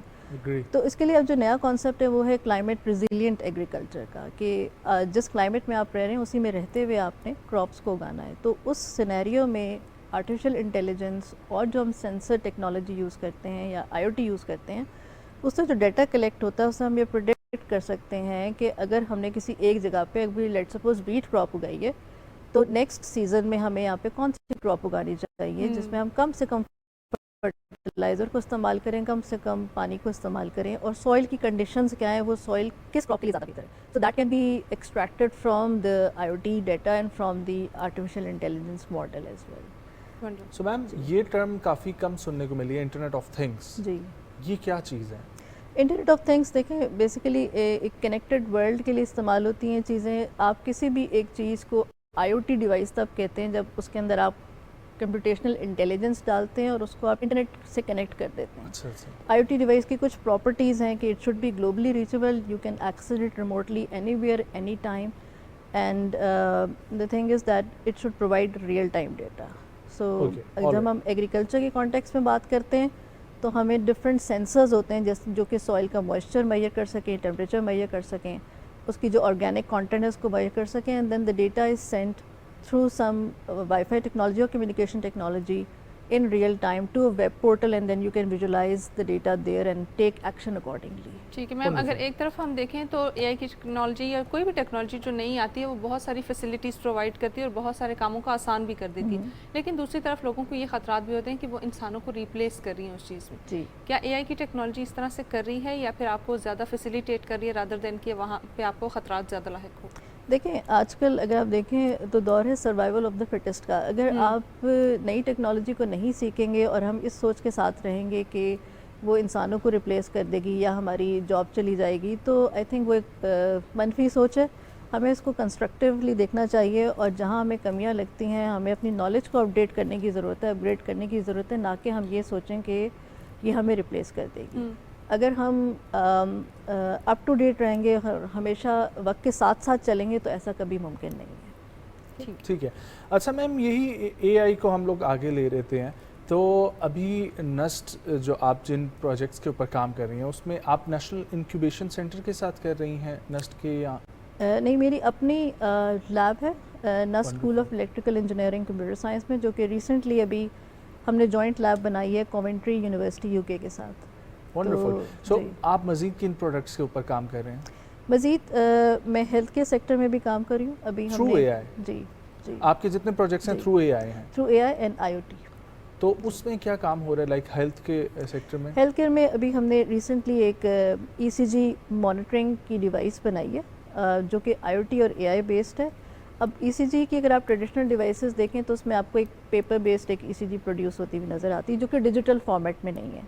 اب اگر آپ کو ریموٹلی اس کو ڈاکٹر کو سینڈ کرنا ہے اور اس کے اوپر کچھ اے آئی الگوریدم رن کرنے ہیں کہ آپ ہارٹ کا اریدمیا اس میں کلاسیفائی کر سکیں, وہ ٹریڈیشنل ٹیکنالوجیز کے تھرو ممکن نہیں ہے. تو یہ ڈیوائس جو ہے وہ اس میں الیکٹروڈز ہیں جو کہ اوبیسلی ہارٹ کی ایکٹیویٹی کو مانیٹر کرتے ہیں, ECG ریکارڈ کرتے ہیں in digital format, and then the ECG is then classified based on the AI algorithm, and then the computer based diagnosis they are sent to the doctor for the expert. Okay, اچھا یہیں پر ایک سوال یہ raise ہوتا ہے کہ جس طریقے سے آپ مختلف سیکٹرز میں کام کر رہی ہیں, سو ہماری اے آئی کے حساب سے چلنے والا اسٹاف بھی ہے, ماڈل ہے ہمارا نیچے, ورکنگ ماڈل ہمارا اتنا ہے کہ وہ اے آئی کو گراسپ کر کے اسی کے اوپر جو ہے وہ چلنے کے قابل ہو جائے, چاہے ہیلتھ سیکٹر ہو, ایجوکیشن سیکٹر ہو یا ایگریکلچر کی, تو آپ نے مثال دی کہ یہاں پر بہت زیادہ ضرورت ہے اویئرنیس کی, سو باقی سیکٹرز کی کیا سچویشن ہے؟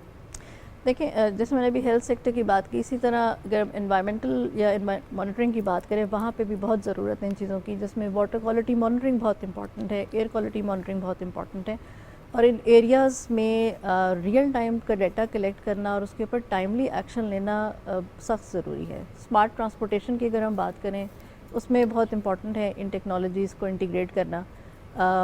ویدر کا ڈیٹا جو ہے بہت ساری یوز کیسز میں ہمارا استعمال ہوتا ہے, جس میں اگر میں ٹرانسپورٹیشن کی بات کروں تو ہم اپنے ٹریول کو پلان کر سکیں according to the weather conditions. اس کے علاوہ میں نے لائف اسٹاک مانیٹرنگ میں بھی کام کیا ہے. ہم نے کچھ ڈیوائس ایسی بنائی ہیں جو کہ اینیملس کی ہیلتھ کو مانیٹر کرتی ہیں, and then you can actually classify that this is the animal who is feeling sick, so you have to keep it separate from other animals. Wonderful. Well, thank you so much ma'am for coming. بہت اچھا لگا آپ سے بات کر کے, and بہت اچھا لگتا ہے یہ بھی جان کر کہ پاکستان میں بھی جس طریقے سے کام چل رہا ہے اے آئی یا آئی او ٹی کو لے کر, اور بہت سارے ایسے سیکٹرز ہیں جن کو ضرورت ہے کہ اگر ہم چاہتے ہیں تو یہاں پر پوٹینشیل کی جو ہم بات کرتے ہیں اس پوٹینشیل کی صرف بات کرنے کی ضرورت نہیں ہے, ہمیں اس کے ساتھ چیزوں کو ایڈ اپ کرنے کی بھی ضرورت ہے. انٹرنیشنل مارکیٹ میں جو اسٹینڈرڈ سیٹ کر دیے گئے ہیں ان کو میٹ کرنے کے لیے ہمیں اب اپنی ٹیکنالوجی میں بھی بوسٹ اپ لانے کی ضرورت ہے, اور اس کے ساتھ ساتھ ہمیں جتنی بھی نیو انوویشنز ہیں ان کو اپنے ملک میں جو ہے وہ انڈلج کرنے کی ضرورت ہے. ہمیں ایسے کریٹو مائنڈس چاہیے جو ان چیزوں کے اوپر کام کریں اور جو ہمیں دنیا کے ساتھ چلنے میں ہیلپ آؤٹ بھی کریں کہ کس طریقے سے باقی دنیا اگر ٹیکنالوجی کے ساتھ چل رہی ہے تو ہم بھی کسی سے پیچھے نہیں. ایگزیکٹلی. اور اب اس کے بعد ہم لوگ بڑھیں گے اگلے ٹاپک کی طرف جو کہ بریک کے بعد ہم لوگ شامل کریں گے, اور اگلا ٹاپک ہمارا ہوگا ڈسیبلٹی سے ریلیٹڈ. سو دی 30 ڈسیبلٹی امپیکٹ کی فہرست ہے جس میں شامل کر دیے گئے ہیں محمد عاطف شیخ, کیونکہ محمد عاطف شیخ نے پاکستان میں خصوصی افراد کے لیے بہت سارا کام کیا ہے, ان کی فلاح و بہبود کے لیے, ان کی اویئرنیس کے لیے, ان کو جابس کریشن کے لیے اور ان کو کامیاب بنانے کے لیے, اور یہی پہچان ان کو نمایاں کرتی ہے اس لسٹ میں. اور محمد عاطف شیخ ہمارے ساتھ موجود ہوں گے, خصوصی افراد کے حوالے سے یہ پروگرام ہوگا, لیکن ہم شامل کریں گے نیوز بریک کے بعد. کہیں مت جائیں, صبح پاکستان کے ساتھ.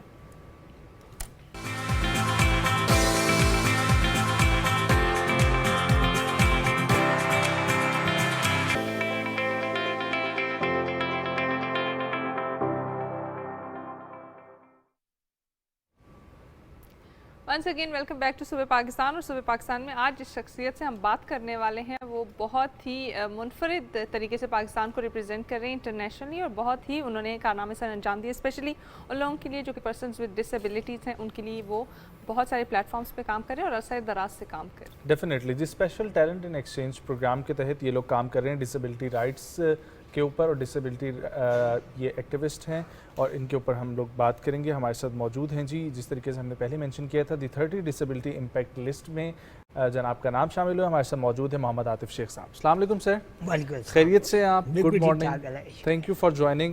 عاطف صاحب 1997 سے آنورڈ آپ کا ادارہ کام کر رہے ہیں, اور آپ بھی بہت سارا کام کر رہے ہیں, نیشنل پالیسیز کے اوپر بھی آپ نے کام کیا. سو رائٹ ناؤ میں چاہوں گا ہمارے جتنے بھی ڈسیبلٹی جو ہمارے معذور افراد ہیں, ہمارے یہ ڈسیبلٹی پیپل ہیں, ان کو آپ بتائیں کہ اس وقت ہمارے پاس جو ہے نا وہ کیا رائٹس ہیں, اور ہماری نیشنل پالیسی کے تحت ہماری حکومت پاکستان, ہماری اسٹیٹ نے ان لوگوں کے لیے کیا کیا رائٹس مختص کیے ہوئے ہیں. Thank you very for having me here. میں تھوڑا سا اس کا بیک گراؤنڈ بتا دوں. پاکستان میں معذور افراد کی جو تعداد ہے ایک اندازے کے مطابق 10% ہے, یعنی کہ اگر ہماری کل آبادی 2 کروڑ سے کچھ زیادہ تو 22 کروڑ ہو تو 2 کروڑ کے قریب لوگ جو ہیں وہ پرسن ود ڈسیبلٹیز ہیں. اب یہ ایسٹیمیٹس جو یونائٹڈ نیشنز کے بھی ہیں, ورلڈ رپورٹ آن ڈسیبلٹی 2012 کے بھی ہیں، اور ابھی جو پاکستان بیورو آف اسٹیٹسٹکس نے ایک سیمپل سروے کیا ہے 2020-21 میں، اس کے جو ریزلٹس آئے ہیں اس کے مطابق بھی تقریباً 8 سے 10% آبادی جو ہے they are living with some kind of disabilities. اب یہ ڈسیبلٹیز کیا ہے؟ یہ بیسیکلی وہ بیریئرز ہیں، وہ رکاوٹیں ہیں جو لوگوں کو معاشرے کا حصہ بننے میں روکتی ہیں. ٹھیک ہے. یعنی کہ اگر ایک گھر میں ایک بچہ ہے جو ڈسیبل ہے، تو وہ کیوں ڈسیبل ہے؟ کیونکہ یا تو اگر وہ چل نہیں سکتا تو اس کو ویل چیئر دینی چاہیے، اس کے لیے ٹرانسپورٹیشن ہونی چاہیے، اس کے لیے فیسلٹیز ہو تاکہ وہ اسکول جا سکے. اگر وہ نابینا ہے تو اس کا مطلب ہے کہ اگر اس کو بریل یا سافٹ ویئر دے دیں تو وہ پڑھ سکتا ہے. اگر ڈیف ہے تو اس کے لیے سائن لینگویج اسکول میں مہیا کر دیں تو وہ ڈسیبل نہیں ہے. تو یہ وہ رکاوٹیں ہیں جس وجہ سے بہت سارے بچے اسکول نہیں جا پا رہے، جس کی وجہ سے بہت سارے لوگوں کو ملازمتیں نہیں مل رہی. اس حوالے سے پاکستان میں تقریباً 1981 سے گورنمنٹ پاکستان ایفرٹس کر رہی ہے کہ کسی طرح ڈسیبل لوگوں کو معاشرے کا حصہ بنایا جائے. پہلے ہماری پالیسیز جو ہوتی تھی وہ زیادہ چیریٹی بیس تھیں کہ ان کو کوٹا دے دیا جائے، بیت المال سے کوئی امداد مل جائے، ان کو ویل چیئر اسٹیٹ دے دے. پھر وقت گزرنے کے ساتھ ساتھ جب رائٹس بیسڈ ماڈل آئے پوری دنیا میں، اقوام متحدہ کا کنونشن ریٹیفائی اڈاپٹ ہوا 2006 میں، تو گورنمنٹ پاکستان نے 2011 میں اس کو ریٹیفائی کیا، اور تب سے پاکستان میں ڈسیبلٹی رائٹس موومنٹ اسٹرانگ ہوئی. اور اب جو ہماری لیجسلیشن ہے، ہماری پالیسیز ہیں، وہ رائٹس بیسڈ ماڈل کے اوپر ہے. اب ہمارے پاس اسلام آباد میں I C T rights of person disability act ہے جو 2020 میں پارلیمنٹ نے اپروو کیا. اس سے پہلے ہمارے پاس 2019 اور 2018 میں بلوچستان اور سندھ نے لا پاس کیا. کے پی اور پنجاب میں یہ کام ابھی جاری ہے. گلگت بلتستان میں یہ لا آ چکا ہے. تو اب اس لا کے مطابق تمام اداروں کو اپنی اپنی پالیسیز کو ماڈیفائی کرنا ہے یا ڈسیبلٹی کے مطابق نئی پالیسیز بنانی ہے. ایک مثال میں ابھی آپ کو دوں گا. ابھی ریسنٹلی ہائر ایجوکیشن کمیشن نے ابھی ڈسیبلٹی پالیسی اناؤنس کی ہے کہ تمام یونیورسٹیز انکلوسیو ہوں گی، ایکسیسیبل ہوں گی، چاہے کوئی بھی ڈسیبل پرسن آ جائے ان کو وہ اکاموڈیٹ کریں گے. اسٹیٹ بینک آف پاکستان نے ایک نوٹیفیکیشن ایک پالیسی جاری کی ہے کہ تمام کمرشل بینک ریمپ لگائیں گے، بلائنڈ لوگوں کے لیے اکاؤنٹ کھولنے میں فیسیلیٹیٹ کریں گے، ڈیف لوگوں کے لیے آئی بی آر ٹیکس بیس ہوگی. یہ چیزیں اب ڈیولپمنٹ کی طرف جا رہی ہیں. اب حالات وہ نہیں ہیں جو آج سے 20-25 سال پہلے سے. تو اس کو میں سمجھتا ہوں کہ ڈسیبل لوگ جو ہمارے ساتھ کام کر رہے ہیں پورے پاکستان میں، ہمارے جیسے ادارے، ان کی ایڈوکیسی، ان کی بار بار لابنگ، ان کا بار بار اس طرف توجہ دلانا بہت کام آیا. اور دوسری طرف حکومتوں نے بھی اپنے اپنے وقت میں کچھ نہ کچھ رائٹس بیسڈ لیجسلیشن کے اوپر کنٹریبیوٹ کیا ہے. اب تھوڑا سا ہم اسٹیج پہ ہیں کہ جب اس لیجسلیشن کی امپلیمنٹیشن کے اوپر پلاننگ کرنے کی ضرورت ہے، جس کو ہم سیف گارڈنگ بھی کہتے ہیں، جس کو ہم چاہتے ہیں کہ جو رائٹ جو قانون کے مطابق حق ہے وہ ملے. ایگزیکٹلی عاطف صاحب، جس طرح سے آپ کہہ رہے ہیں کہ آپ 97 سے کام کر رہے ہیں، 1997 سے، اور رائٹس اور جو لاز ہیں وہ تو بن جاتے ہیں لیکن ان کی امپلیمنٹیشن مشکل ہوتی ہے. تو کس طریقے سے اس کے اوپر کام کیا جائے تاکہ لوگوں کا مائنڈ سیٹ چینج ہو اور یہ امپلیمنٹیشن پاسبل ہو؟ اس کے لیے جو ہے ہارمونائزیشن آف پالیسیز کی ضرورت ہے. میں اکثر یہ اگزامپل دیتا ہوں کہ جب ہم ریلوے ڈپارٹمنٹ کے پاس جاتے ہیں تو وہ یہ کہتے ہیں جی ڈسکاؤنٹ دے رہے ہیں نا، کافی ہے. جب ٹرین ہی ایکسیسیبل نہیں ہے، جس میں آپ بیٹھ ہی نہیں سکتے، تو وہ ڈسکاؤنٹ کسی کام کا نہیں ہے. تو ریلوے کو اب دیکھنا ہوگا کہ جو ہمارا لا ہے اس کے مطابق ان کی کیا ذمہ داری ہے، وہ ٹرینوں کو کیسے ایکسیسیبل بنائیں گے. لیکن یہ اتنا ایک شارٹ اسپین یا اوور نائٹ ہونے والا کام نہیں ہے. اس کی ایک بڑی مزے کی اگزامپل ہے کہ جاپان میں آج سے کوئی 2002 میں پڑھنے گیا تھا. وہاں میں نے اپنی اسٹڈی کے دوران ایک چیز سنی کہ وہاں پہ جہاں بھی دیکھو پلیٹ فارم ٹرین کے برابر ہوتا ہے، یعنی ویل چیئر یوزر آرام سے چلا سکتا ہے جیسے باقی دنیا میں. ان کے یہاں بھی پلیٹ فارم ایسے تھے اور ٹرینیں ایسی تھیں. اس پلیٹ فارم کو ٹرین تک لانے میں 20 سال لگے. ان کی اسٹرگل، بار بار ایڈوکیسی، بار بار اس کے اوپر یاد دلانا، بار بار اس پہ احتجاج کرنا، ڈسیبلوں کا آنا ریلوے اسٹیشن پہ کہ اس کو ہمارے پلیٹ فارم کو ٹرین کے برابر کریں تاکہ ہم اپنی انڈیپینڈنٹ کے ساتھ ٹرین میں خود آ جا سکیں. اور آج وہ ہو گیا ہے، آج وہ سوسائٹیز فلی ایکسیسیبل ہے. تو اس کو ان لاز ان لیجسلیشن کو امپلیمنٹ کرنے کے لیے دو طرف سے اسٹرگل چاہیے ہوتی ہے. ایک پولیٹیکل ول کہ ہماری پولیٹیکل ایجنڈا ہماری گورنمنٹس ویلنگ ہوں کہ دے ہیو ٹو اکاموڈیٹ. دوسری طرف ڈسیبل لوگوں کو اپنے رائٹس کا پتہ ہو. آپ کا یہ پروگرام اس حوالے سے بڑا امپورٹنٹ رول پلے کرتا ہے کہ جو ڈسیبل لوگ ہیں, پرسنل ڈسبلٹیز ہیں, ان کو اور ان کے گھر والوں کو یہ بات سمجھ آئے کہ وی ہیو رائٹس, ہمارے پاس لاز ہیں, ہم اس کو سمجھنے کی کوشش کریں تاکہ ہم بات کر سکیں اور اس رائٹ کو حاصل کر سکیں. اگری, بالکل ٹھیک کہہ رہے ہیں اور آپ بہت اچھے طریقے سے. سر یہ ریسنٹلی یہ جو D30 امپیکٹ لسٹ ہے اس کے بارے میں پلیز بتائیں. یہ الحمدللہ ایک پاکستان کی اچیومنٹ ہے. ایم ویری ہمبلڈ کہ پوری دنیا سے نامینیشنز گئی تھیں. ایک ہر سال 30 جو موسٹ امپیکٹفل ڈسیبلٹی لیڈرز ہوتے ہیں ان کے نام شائع کیے جاتے ہیں اس ادارے سے. تو پاکستان سے بھی نامینیشنز گئی تھیں. تو پاکستان سے الحمدللہ مجھے یہ اعزاز حاصل ہوا ہے کہ ڈسیبلٹی امپیکٹ لسٹ کے جو 30 لوگ ہیں ٹاپ 30 اس میں میرا نام ہے. اور اس سے یہ ہوگا کہ پاکستان کے جو ڈسیبل لوگ ہیں یا ڈسیبل کمیونٹی ہے یا ہماری تنظیمیں ہیں جو رائٹس پہ بات کر رہی ہیں ان کو گلوبل ایکنالجمنٹ مل رہی ہے کہ ہم پاکستان میں کس طرح سے کامیاب ہوئے ہیں ان لیجسلیشن کو لانے میں, رائٹس کو پروٹیکٹ کرنے میں, اور کیسی کوششیں کر رہے ہیں. اس کے لیے یہ گلوبل ریکگنیشن ہے الحمدللہ, جس کے لیے پورے پاکستان کے لیے ایک آنر ہے. اللہ کا شکر ہے کہ اس ڈسیبلٹی بیک لسٹ میں پاکستان سے کسی کا نام ہے. ونڈرفل سر, آپ بہت عرصے سے اس چیز کے اوپر کام بھی کر رہے ہیں اور بہت سارے لوگوں کو آپ نے اس چیز کا کیپیبل بھی بنایا ہے کہ وہ خود اپنے آپ کو اس چیز سے باہر نکال سکیں اور سوسائٹی کا ایک بہترین حصہ بن سکیں. بتائیے گا کہ کس طریقے سے اس کام کا آغاز ہوا اور ابھی تک آپ کی جو جرنی تھی اس کو بھی تھوڑا سا ہائی لائٹ کریں. Basically it's a long story. آپ کا پروگرام بہت شارٹ ہے, اس کو کرنے کے لیے میں اس کے اوپر لکھ رہا ہوں. کسی وقت یہ کمپلیٹ ہو جائے گا تو ضرور اس کو شائع کروں گا. یہ بیسیکلی ڈسیبلٹی انڈرسٹینڈنگ ہے. جب میں نے فیل کیا کہ I have a kind of a disability. میں ایک اسپیشل ایجوکیشن کے ادارے سے پڑھا ہوں, الفرابی اسپیشل ایجوکیشن سینٹر, جو گورنمنٹ کا ایک ادارہ ہے. پرائمری تک وہ ادارہ اس وقت موجود تھا. اب وہ میٹرک اور آگے بھی پڑھا رہے ہیں. لیکن جب 1985 میں نے وہاں سے پرائمری پاس کی تو وہ اسکول پرائمری تک تھا. اور پرائمری سے نکلنے کے بعد جب میں ایک عام اسکول میں گیا تو مجھے احساس ہوا کہ I have a kind of a disability, میری کوئی معذوری ہے. اور وہ مجھے کیسے احساس ہوا, بہت یہ بھی ایک بڑا دلچسپ واقعہ ہے کہ ایک دفعہ پوری کلاس نے کوئی ہوم ورک نہیں کیا ہوا تھا. ٹیچر نے سب کو سزا دی اور مجھے کہا کہ تم بیٹھ جاؤ, تم تو معذور ہو. تو مجھے فیل ہوا کہ آج مجھے سزا کیوں نہیں ملی, کہ آئی ہیو اے ڈسیبلٹی, میری کوئی معذوری ہے. تو میں نے اس چیز کو انڈرسٹینڈ کرنا شروع کیا. اس وقت میں کلاس 6 میں تھا. تو میں نے اس کو سوچنا شروع کیا کہ یہ رویے مختلف کیوں ہیں, ڈسیبل بچے گھروں میں بند کیوں ہیں, ان رویوں کی وجہ سے, ان ایٹیٹیوڈس کی وجہ سے جو کبھی پیرنٹس کی طرف سے ہوتا ہے. اگر پیرنٹس اچھے ہوں تو پھر سوسائٹی کی طرف سے, پھر ٹیچرس کی طرف. تو اس ایٹیٹیوڈ کو چینج کرنے کے لیے کچھ کرنا پڑے گا. اور وہ چیز چلتے چلتے جب میں نے گریجویٹ کیا BCom کرنے کے بعد, میں نے اس ادارے کی بنیاد رکھی اپنے دوستوں کے ساتھ مل کے. کچھ لوگوں کے ہم خیال ڈسیبلٹی لیڈرز سے جن کے ساتھ مل کے یہ ادارہ بنا. اور آج اللہ کا شکر ہے کہ it has an impact all over the world. اس میں ہم دنیا میں کہیں بھی کوئی بات ہو رہی ہوتی ہے ڈسیبلٹی پہ تو اسٹیپ سے لوگوں کو انوائٹ کیا جاتا ہے. ہمارے پاس ابھی جو ایک اسٹیٹس ہوتا ہے ایکوساک اسٹیٹس, جس کو کنسلٹیٹیو اسٹیٹس کہتے ہیں یونائٹڈ نیشنز کا. پوری دنیا میں 4000 ادارے ہیں جن کے پاس, ان میں سے step is one of them. اللہ کا شکر ہے کہ چاہے UN میں کسی بھی ٹاپک پہ بات ہو, اکنامکس پہ ہو, سیکورٹی پہ ہو, ڈسیبلٹی, انوائرمنٹ, کلائمیٹ, اس میں ڈسیبلٹی کے پرسپیکٹیو کو ڈسکس کرنے کے لیے بھی ہیو بین کنسلٹیڈ. تو یہ ایک بہت بڑی اچیومنٹ ہے ان 20 سالوں میں. ساتھ ہی ساتھ ہم نے کارپوریٹ سیکٹر کے ساتھ کام کیا ہے, ان کو انکلوسیو بنانے میں. ہزاروں لوگوں کے لیے جابس اپرچونیٹیز نکلی ہیں.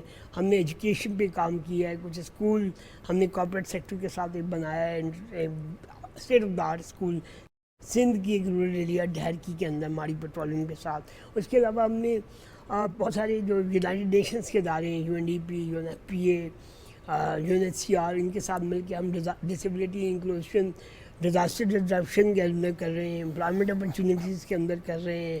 اس کے ساتھ ساتھ ہم gender based violence against women with disabilities کو ایڈریس کر رہے ہیں کہ کسی طرح وہ جو رسپانس سسٹم ہے, پاتھ ویز ہے جینڈر بیسڈ وائلنس کا, اس کو ڈسیبلٹی انکلوسیو بنایا جائے. یہ بہت سارے ایسے ایریاز ہیں جو ابھی بہت نگلیکٹڈ ہیں, جن پہ بہت کام ہونا باقی ہے. تو اللہ کا شکر ہے اسٹیپ از کنٹریبیوٹنگ. ٹھیک ہے. اچھا سر, آپ نے جس طریقے سے مینشن کیا تھا آف ایئر کہ نیشنل پالیسی فار ڈسیبلٹی, اس میں آپ نے بہت زیادہ کام کیا ہے اور ابھی بھی آپ بہت سارے اداروں کے ساتھ کام کر رہے ہیں.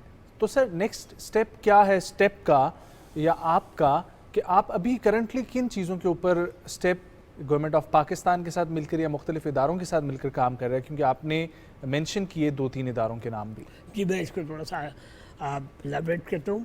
हमने नेशनल असम्बली के साथ एक MOU साइन किया है कि नेशनल असम्बली में जो भी पॉलिसी डिस्कशन होंगी उसका डिसेबिलिटी पर्सपेक्टिव कि डिसेबल लोग कहीं इग्नोर तो नहीं हो रहे, उसके हवाले से हम उनको एडवाइस करेंगे, रिसर्च करके एनालिसिस करके देंगे। इसी तरह हम इलेक्शन कमीशन ऑफ पाकिस्तान के साथ काम for voting for parliament, not only for voting. जो भी फैसला हो रहा है, अगर फ़र्ज़ करें कोई यूनिवर्सिटी बन रही है, कोई इदारा बनाया जा रहा है, कोई लॉ बन रहा है, उसमें डिसेबिलिटी का पर्सपेक्टिव शामिल है या नहीं। जो आप इलेक्शन कमीशन की बात कर रहे हैं, इलेक्शन कमीशन के साथ वोटिंग पे, इलेक्शन कमीशन के साथ आने वाले इलेक्शंस को इंक्लूसिव बनाने पे काम कर रहे हैं कि आने वाले इलेक्शंस में हर डिसेबिलिटी के लोग वोट डाल सकें, पोलिंग स्टेशन एक्सेसिबल हो।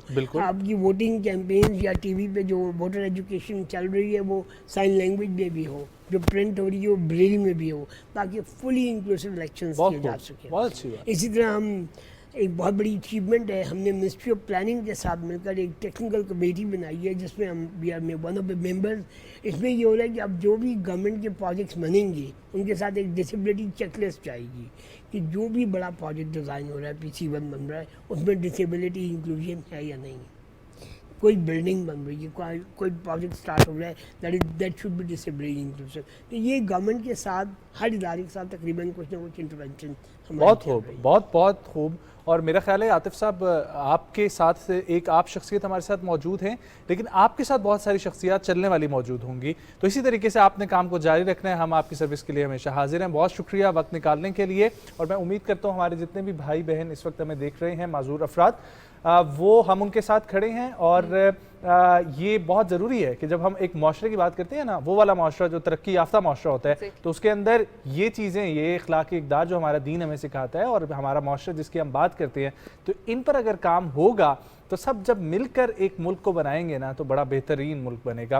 बिल्कुल। और इसी मुल्क की रिप्रेजेंटेशन हो रही है। ताकि तरह के बहुत सारे लोग जो हैं वो इसी तरह से पाकिस्तान की रिप्रेजेंटेशन इंटरनेशनली कर रहे हैं और बता रहे हैं कि पाकिस्तान कितना खूबसूरत मुल्क है और किस तरीके से वहाँ पे राइट्स को प्रिजर्व किया जाता है। आगे बढ़ेंगे और अगले सेगमेंट में अभी थोड़ा सा बताते चलेंगे कि हमारे पास ब्रेक के बाद क्या मौजूद होगा। तो हमने जैसे शुरू में बताया था कि बहुत सारे लोगों को शौक होता है कि वो कैलीग्राफी सीखें, और कैलीग्राफी किस तरीके से सीखें, क्या स्टेप्स होंगे और आसान तरीके से सीखें, तो आज हम आपको वो भी सिखाएंगे। एग्जैक्टली। और उसवाए नबी करीम सल्लल्लाहु अलैहि वसल्लम से रिलेटेड ये रबीउल अव्वल में थ्रू आउट हमारा सिलसिला जारी रहेगा 12 रबीउल अव्वल तक, और फिर उसके बाद खुसूसी रबीउल अव्वल का सीरतुन नबी के हवाले से सेगमेंट भी हम शामिल करेंगे। कहीं मत जैसे पाकिस्तान के साथ रहे। एक छोटा सा ब्रेक।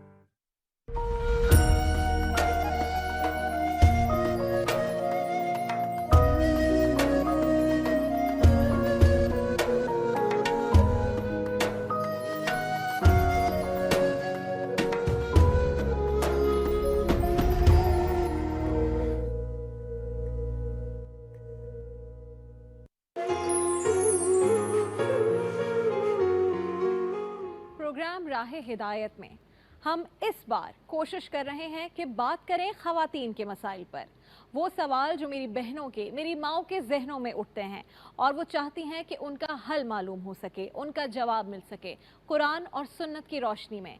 हमने मदऊ किया है अपने इन तमाम खुसूसी प्रोग्राम्स में इस्लामिक स्कॉलर्स को जो ख़वातीन हैं, और वो देंगी आपके सवालात के जवाबात। जब भी तुम्हें विरासत तकसीम करनी हो तो लड़की के 2 हिस्सों के बराबर लड़के का 1 हिस्सा है। मैरिज इज़ एन इंस्टीट्यूशन, इसको तो पूरी दुनिया अब इसकी अहमियत को समझ रही है। ड्रामे बिल्कुल बामकसद होने चाहिए, ऐसे होने चाहिए कि जिससे कुछ बच्चियां सीखें। हमारा ईमान कंप्लीट नहीं होता जब तक औरत के साथ अच्छा सलूक और जिम्मेदारी पूरी ना करो।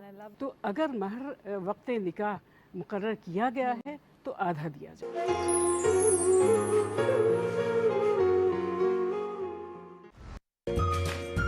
तरह तरह की जगहों के खाने बनाने का शौक है। बहुत मज़े की खुशबू आ रही है। हांडी के साथ आप तिल वाले कुलचे वगैरह यूज़ करें तो वो ज़्यादा अच्छे लगते हैं। Very nice. पीटीवी अपनी रिवायात को बरकरार रखते हुए आपके लिए एक बार फिर से लेकर आ रहा है आप ही का पसंदीदा शो। बना रहे हैं लाहौरी तवा चिकन। हम सब कुछ अच्छा अच्छा आपको बनाना सिखाते हैं ताकि आपका दिन बहुत अच्छा गुजरे।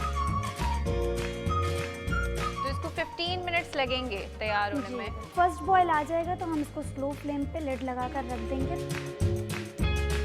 रिवायतों की लज्जत सीजन 2 सिर्फ और सिर्फ पीटीवी होम पर।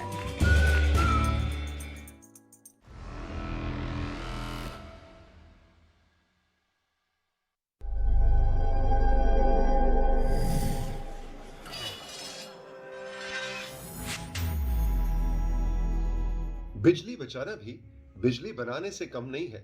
हम बात करते रहते हैं कि इस मुल्क का बहुत बड़ा मसला तवानाई है, एनर्जी क्राइसिस। बिजली की हमें जरूरत है ताकि इंडस्ट्री चले, घर चले, दफ्तर चले, हम सुकून से जिंदगी गुजार सकें। लेकिन हम कम ही सोचते हैं कि बिजली बनाने की जिम्मेदारी के साथ साथ बिजली बचाने में हम छोटा सा कंट्रीब्यूट कर सकते हैं। एक एक यूनिट, एक एक वॉट अगर हम बचाएं तो ये बिजली बनाने से कम नहीं है। What matters for Pakistan? What matters for Pakistan?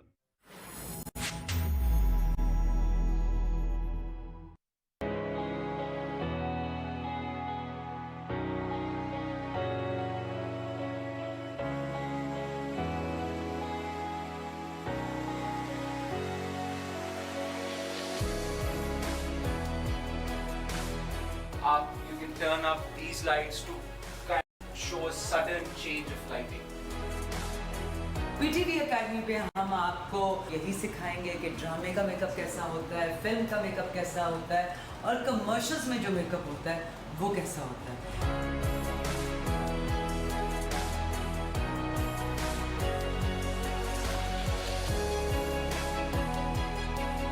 आप यूं देखिए एंकरिंग क्या है, क्या बोलना है, क्या नहीं बोलना, कैसे नहीं बोलना। हर इंसान के अंदर एक अदाकार होता है, उस अदाकार को रिफाइन कैसे करना है ये हम बताएं।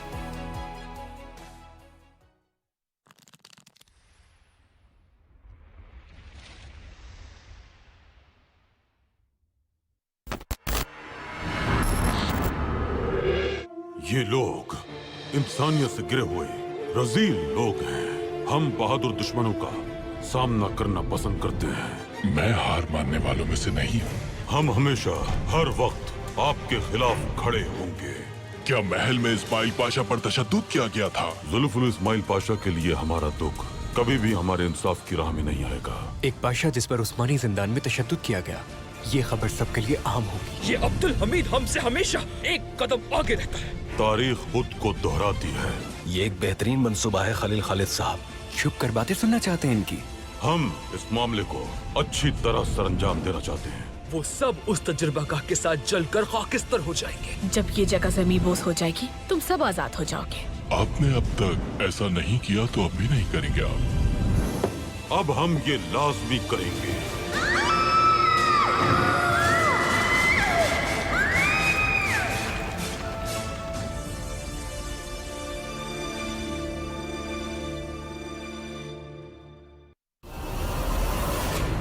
गलती को दुरुस्त करके दोबारा ट्राई करना चाहिए। तुम बहुत बड़ा बॉक्सर बन सकता है, तुम में टैलेंट है। पूरा लियारी खुश है कि तुम डॉक्टर बन रहा है। लियारी का लोग तो तब खुश होगा जब हम लियारी के आवाम के लिए काम करेगा। मैं तो चाहती हूँ कि फैसल भी मेरे साथ चले। अरे हम लोग का नाम रोशन करने का शौक है ना, तो हमारे साथ चल समंदर, मछलियाँ पकड़ ज्यादा। मेरे पास सिर्फ डैडी है और मैं उन्हें खोना नहीं चाहती। मैं आपको मना करती तो मुझे बहुत मायूब लग रहा था।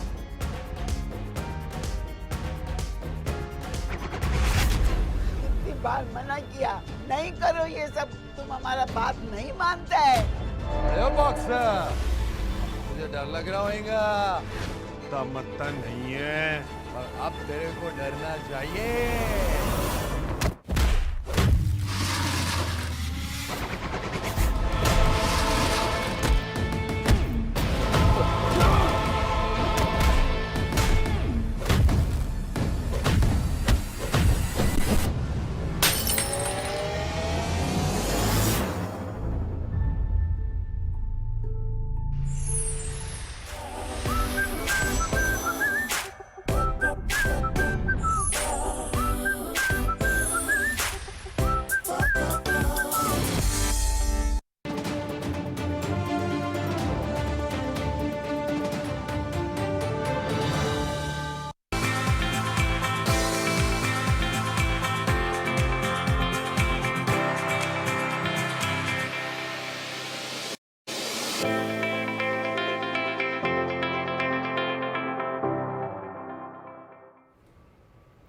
Once again welcome back. اور خطاطی کی اگر بات کی جائے اور بالخصوص اسلامی خطاطی کی بات کی جائے تو اس کی تاریخ جو ہے وہ سینکڑوں برس پرانی ہے اور آج بھی زندہ اور جاوید ہے. لیکن اگر آپ دیکھیں تو ینگسٹرز میں آج کل اس کا رجحان بہت زیادہ دیکھنے کو مل رہا ہے. بالکل. اور ہم نے اسپیشل ریکویسٹ کی ہے رمضان کی آپ ٹرانسمیشن جو دیکھتے تھے اس میں بھی جن شخصیت کو آپ دیکھتے ہو مختلف اس سے پہلے بھی پرائیویٹ چینلز پہ آپ لوگ دیکھتے رہے ہیں. پاکستان کے بہت ہی خوبصورت اور بڑے ہی قیمتی خطاط ہمارے ساتھ موجود ہیں جناب واصل شاہد صاحب, اور یہ سلسلہ چلتا رہے گا ربیع الاول سے ریلیٹڈ بھی. اور ربیع الاول میں ڈیلی ہم ان سے جو ہے نا وہ ایک خوبصورت سی جو ہے وہ سیکھیں گے اور جانیں گے کہ یہ اسماء نبی کریم یا اسماء الحسنہ کے اوپر جو یہ خوبصورت کام خطاطی کا عرصہ دراز سے چلتا ہوا آ رہا ہے. السلام علیکم واصل بھائی, بہت شکریہ وقت نکالنے کے لیے. خیریت سے ہیں آپ؟ جی الحمدللہ. بالکل سر یہ بتائیے گا یہ اتنا خوبصورت کام ماشاءاللہ سے اس پہ ہم پروگرامز پہ بھی پہلے آپ کے ساتھ کر چکے ہیں لیکن لوگوں کا انٹرسٹ اب وقت کے ساتھ ساتھ بڑھتا جا رہا ہے, تو یہ خطاطی ہے کیا اور یہ الفاظ کا جو خوبصورت سا یہ جو آپ کی ہوتا ہے امتزاج ہاتھ سے کھینچا ہوا یہ کیا ہوتا ہے, کس طریقے سے ہوتا ہے؟ جی بسم اللہ الرحمن الرحیم. آپ نے بڑا خوبصورت بات کی کہ لوگوں کی جو دلچسپی بڑھ رہی ہیں اور خطاطی کی طرف بڑھ رہی تو اس کی وجہ کیا ہے. بنیادی طور پر آج ٹیکنالوجی نے ہمیں بہت آسانی دی زندگی کے اندر. ہماری جو فزیکل لائف ہے اس کو بہت آسان بنا دیا. ہماری ٹریولنگ آسان ہوگی, کمیونیکیشن آسان ہوگی, ہم ہر طرف آسانی ملی ہے. لیکن اس آسانی کے ساتھ ساتھ ہم نفسیاتی سطح پر اور جذباتی سطح پر تھوڑے سے غیر متوازن ہو چکے ہیں. ہمارے جذبات میں, خیالات میں وہ جو ارتکاز ہوتا تھا, فوکسڈ ہم ہوتے تھے, وہ شاید اب انتشار آ گئے. ہم دیکھتے ہیں کہ کبھی بھی سوشل میڈیا پہ جائیں آپ کو 1 منٹ کے اندر اتنا کو ڈیٹا دے دیتے ہیں کہ ہم اس کا انالیسس نہیں کر پاتے. تو ایسے میں ہر انسان بنیادی طور پر اور فطری طور پر سکون تو چاہتا ہے, اور سکون کے جو مختلف راستے ہیں, مختلف طریقوں سے لوگ عبادات کرتے ہیں, مذہب کے کئی باتیں ہیں, مختلف طریقے, تو ان میں ایک بہت ہی خوبصورت طریقہ ہے خطاطی کرنے کا. جب آپ خطاطی کرتے ہیں بنیادی طور پر آپ ہاتھ جب چلاتے ہیں تو آپ کی آنکھ بھی بالکل وہیں پہ موجود ہوتی ہے, آپ کا خیال بھی وہیں پہ ہوتا ہے, آپ نے حسن اس میں پیدا کرنا ہوتا ہے تو آپ کے جذبات بھی وہیں وابستگی ہوتی ہے. اور چونکہ یہ لفظ اور لفظ اس میں محمد صلی اللہ علیہ وسلم یا آیات الہی ہیں, اللہ کا کلام ہے, اس کی خطاطی کرتے تو ایک روحانی طور پر بھی اس میں وابستگی ہوتی ہے.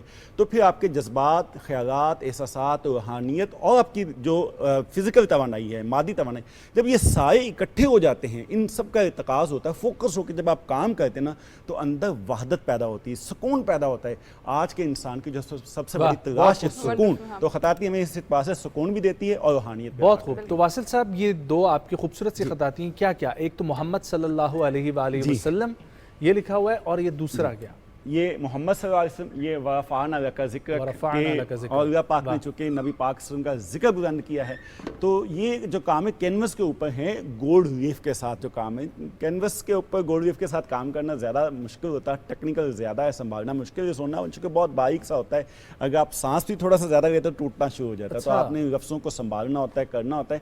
انشاءاللہ آئندہ دنوں میں ہم کوشش کریں گے کہ ایک نام جو نا نبی پاک صلی اللہ علیہ وسلم کا سونے کا ورک کے ساتھ یہاں سیٹ پہ بھی بیٹھ کے کریں گے انشاءاللہ. اس کا تھوڑا سا پروسیجر بتائیں کہ کس طریقے سے پہلے آپ نے اس کو اسکیچ کیا ہے, اس کے بعد بنایا ہے, وہ تھوڑا سا بتائیے. جی خطاطی میں سب سے پہلا کام تو یہ کہ آپ کی جو خطاطی ہے نا وہ بہت خوبصورت ہونی چاہیے. لیکن جب آپ کینوس کے اوپر گولڈ کے ساتھ کام کرنا چاہتے ہیں تو سب سے پہلے آپ کو ڈرائنگ ہی کرنی پڑتی ہے, اور وہ ڈرائنگ عمومی طور پر ہمیں ٹریسنگ شیٹ یا بٹر پیپر کے اوپر 2 پینسل کے ساتھ کرنی پڑتی ہے. جب وہ آپ کا بہت اچھا فنش بیلنس کمپوزیشن ہو جاتی ہے اس کے بعد ہم اس کو ٹریس کرتے ہیں, اس کے اوپر کلرز اپلائی کرتے ہیں, بیک گراؤنڈ, اور کوشش یہ کرنی چاہیے جو لفظ یا آیت آپ لکھ رہے ہیں اس کی کوئی روحانی توانائی ہوتی ہے, ہر لفظ کی ہوتی ہے, ہر آیت کی ہوتی ہے, اور رنگ کی اپنی ایک توانائی ہوتی ہے. دونوں کے اندر ایک ہم آہنگی پیدا ہو, امتزاج ہونا چاہیے دونوں کا. یہ نہیں ہے کہ آپ جو نام لکھیں اس میں تو جمالیات ہے لیکن جو آپ رنگ استعمال کریں اس میں جلال ہو, ایسا نہیں ہونا چاہیے, بلکہ دونوں میں ہم آہنگی ہونی چاہیے. تو ایسے کلرز کا پھر انتخاب کیا جاتا ہے جو آیت کے مطابق ہوں. تو پھر ان دونوں کی کمپوزیشن ایک اور طرح سے بنتی. پہلے آپ نے خطاطی کی کمپوزیشن کی, پھر رنگوں کے ساتھ اس کی کمپوزیشن کی, پھر اس کے ساتھ آہستہ سے ہم اس کو گم لگاتے ہیں, پیسٹ کرتے ہیں, پھر برنشنگ, فنشنگ, پھر آپ کے سامنے. یہ ہم اپنے ناظرین سے کوشش کرتے ہیں کہ یہ سلسلہ ہم لوگ دیکھیں گے یہاں پر لائیو, کل سے آپ ہمارے ساتھ دیں گے یہاں پر, اور بہت شکریہ آپ کا تشریف لانے کے لیے. اور کل سے یہ ہم سارا سلسلہ شروع کریں گے. یہ ہمارا پہلا سیگمنٹ ہوگا, اور پہلے سیگمنٹ کے ساتھ پھر ہم لوگ اٹیچ کریں گے وہ سیگمنٹ جس کی طرف اب ہم بڑھنے لگے ہیں. اسوہ حسنہ نبی کریم صلی اللہ علیہ وآلہ وسلم کی ذات بہترین نمونہ ہے, اور ایک حدیث ہے وعنہ قال قال رسول اللہ صلی اللہ علیہ وآلہ وسلم اکمل المؤمنین ایمانا احسنہم خلقا, جس کا یہ مفہوم ہے کہ نبی کریم صلی اللہ علیہ وآلہ وسلم کا ارشاد ہے کہ तमाम तर मोमिनीन में से बेहतरीन मोमिन और कामिल ईमान वाली वो शख्सियत है जो इखलाक में सबसे बेहतर है। तो जिस तरीके से प्रोग्राम के शुरू में मैंने जिक्र किया था कि हम लोग इखलाकियात का दर्स जो है वो जिस दरवाजे से, जिस दर से हमें मिला है, हम उसी को आगे फैलाने की ये कोशिश करेंगे। और यही पाकिस्तान टेलीविजन के इस प्रोग्राम में और बाकी जो ट्रांसमिशन आप लोग देखेंगे रबीउल अव्वल के हवाले से, उसमें हमारी कोशिश होगी। और इसी के ऊपर हम लोग बात करेंगे। हमारे साथ मजहबी स्कॉलर मौजूद हैं और हमें ज्वाइन कर रहे हैं थ्रू वीडियो लिंक जनाब अल्लामा शफात रसूल साहब। अस्सलाम वालेकुम सर, खैरियत से हैं आप? उम्मीद करता हूँ। अल्लामा साहब ये फरमाइएगा कि खूबसूरत घड़ियाँ और बड़ा ही मोमिन का एक कनेक्टिविटी होती है रबीउल अव्वल के साथ, और ख़ास तौर पर हमारे पाकिस्तान में जो हमारी अल्हम्दुलिल्लाह इस्लामी जमहूरिया पाकिस्तान, तो ये सिलसिला बड़े ही जोश व खरोश के साथ और मजहबी अकीदत के साथ मनाया जाता है। और हर जगह पर खूबसूरत रंगों की बहार भी होती है और लाइटों से भी हम लोग सजे हुए देखते हैं। तो हर आशिक़े नबी करीम सल्लल्लाहु अलैहि वसल्लम में उसकी कोशिश होती है कि बढ़ चढ़ कर रबीउल अव्वल को जो है ना मनाएं। तो आप ये बताइएगा कि इसका इस्तकबाल करने का जो हक़ है वो क्या है एक मोमिन के लिए, और फिर दूसरी चीज़ इसको मनाने का तरीका क्या होना चाहिए?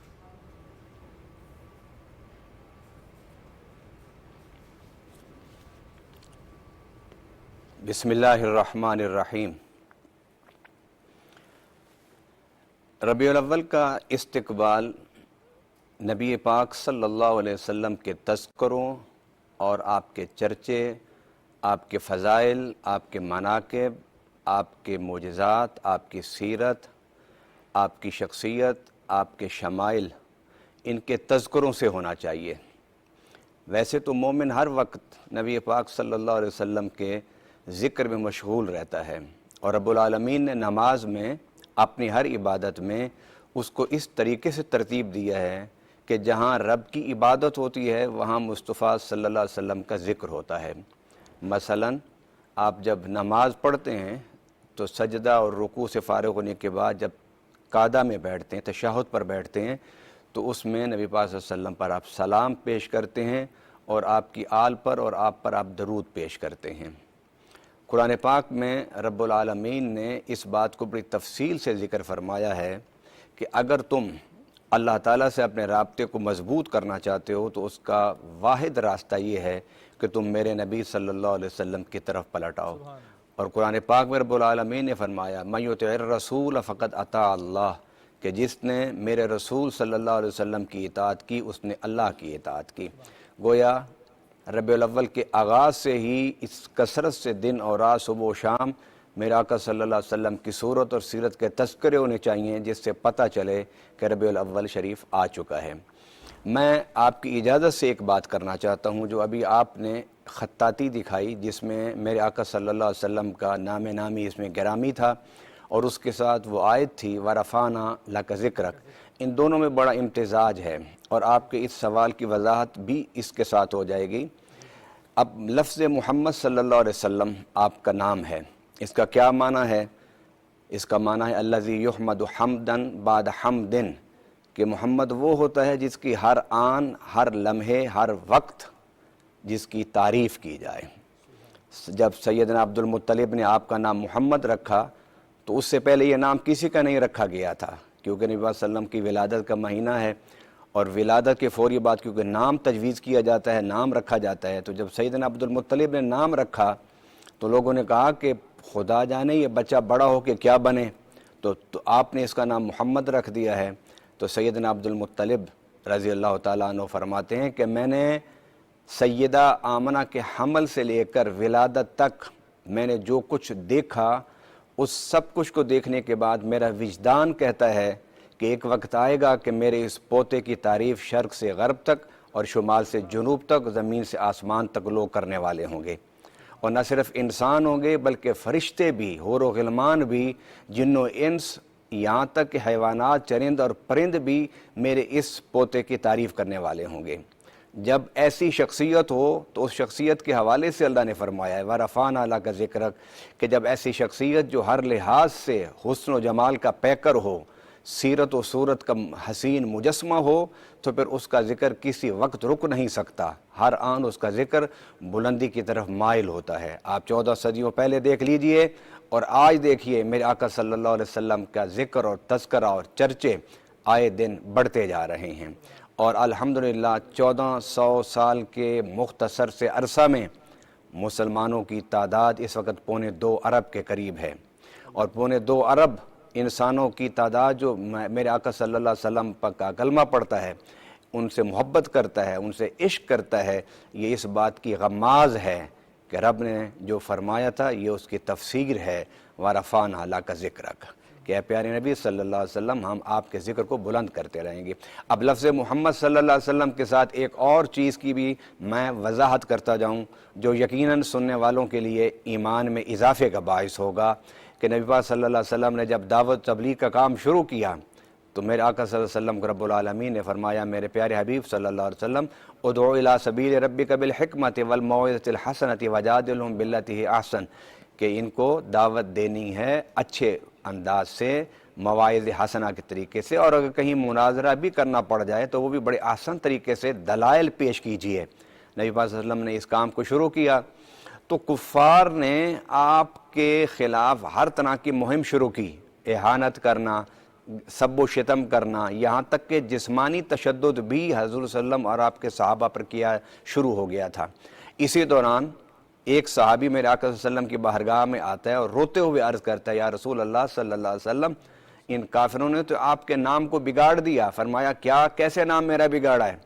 उनका कि वो आपको मोहम्मद कहने की बजाय मुज़म्मम कहते हैं। मुज़म्मम उसे कहते हैं जिसकी मज़म्मत की जाए।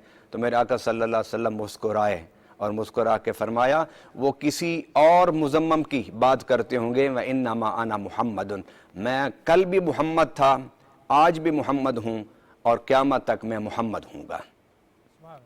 अल्लामा साहब, जिस तरह से आप भी कह रहे हैं कि हुज़ूर पाक सल्लल्लाहु अलैहि वसल्लम की ज़िंदगी हम तमाम मुसलमानों के लिए एक बेहतरीन नमूना है, सबसे पहले तो उनकी मक्की ज़िंदगी पर थोड़ी सी रोशनी डालिएगा और इसके साथ साथ ये भी बताइएगा कि आज का नौजवान उनकी ज़िंदगी पर किस तरीके से अमल पैरा हो सकता है।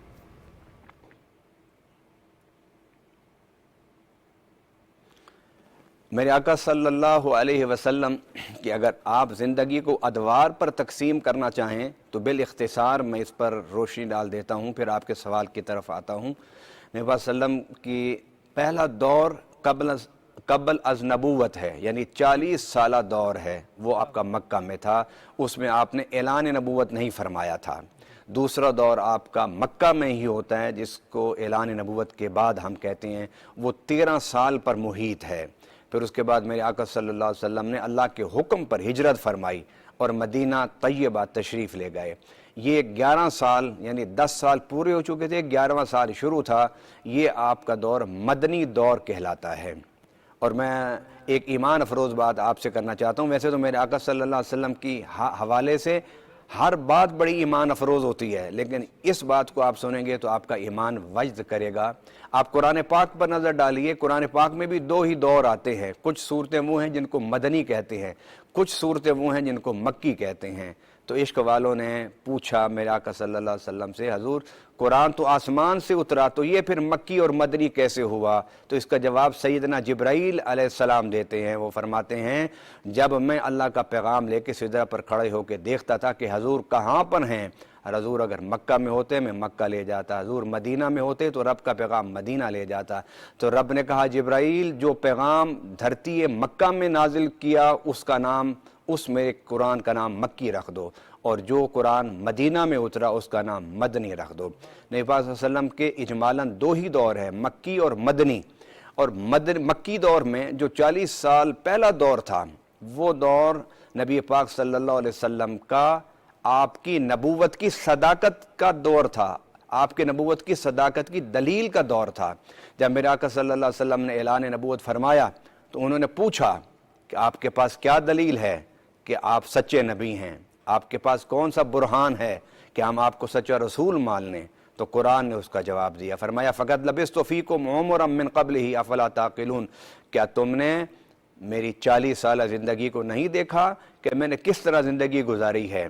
क्या 40 साल दौर में तुमने कोई मेरे अंदर कोई ख़राबी, कोई ऐब तुमने मुझ में देखा? तुमने मुझे तिजारत करते हुए देखा? तुमने मुझे सुलह अमन के मुआहदे करते हुए देखा? हजूर सल्लल्लाहु अलैहि वसल्लम बड़े बड़े झगड़ों में दोनों फरीकैन हजूर पर इत्तेफाक किया करते थे कि इनको सालिस बना दिया जाए तो हम इनके फैसले को तस्लीम कर लेंगे।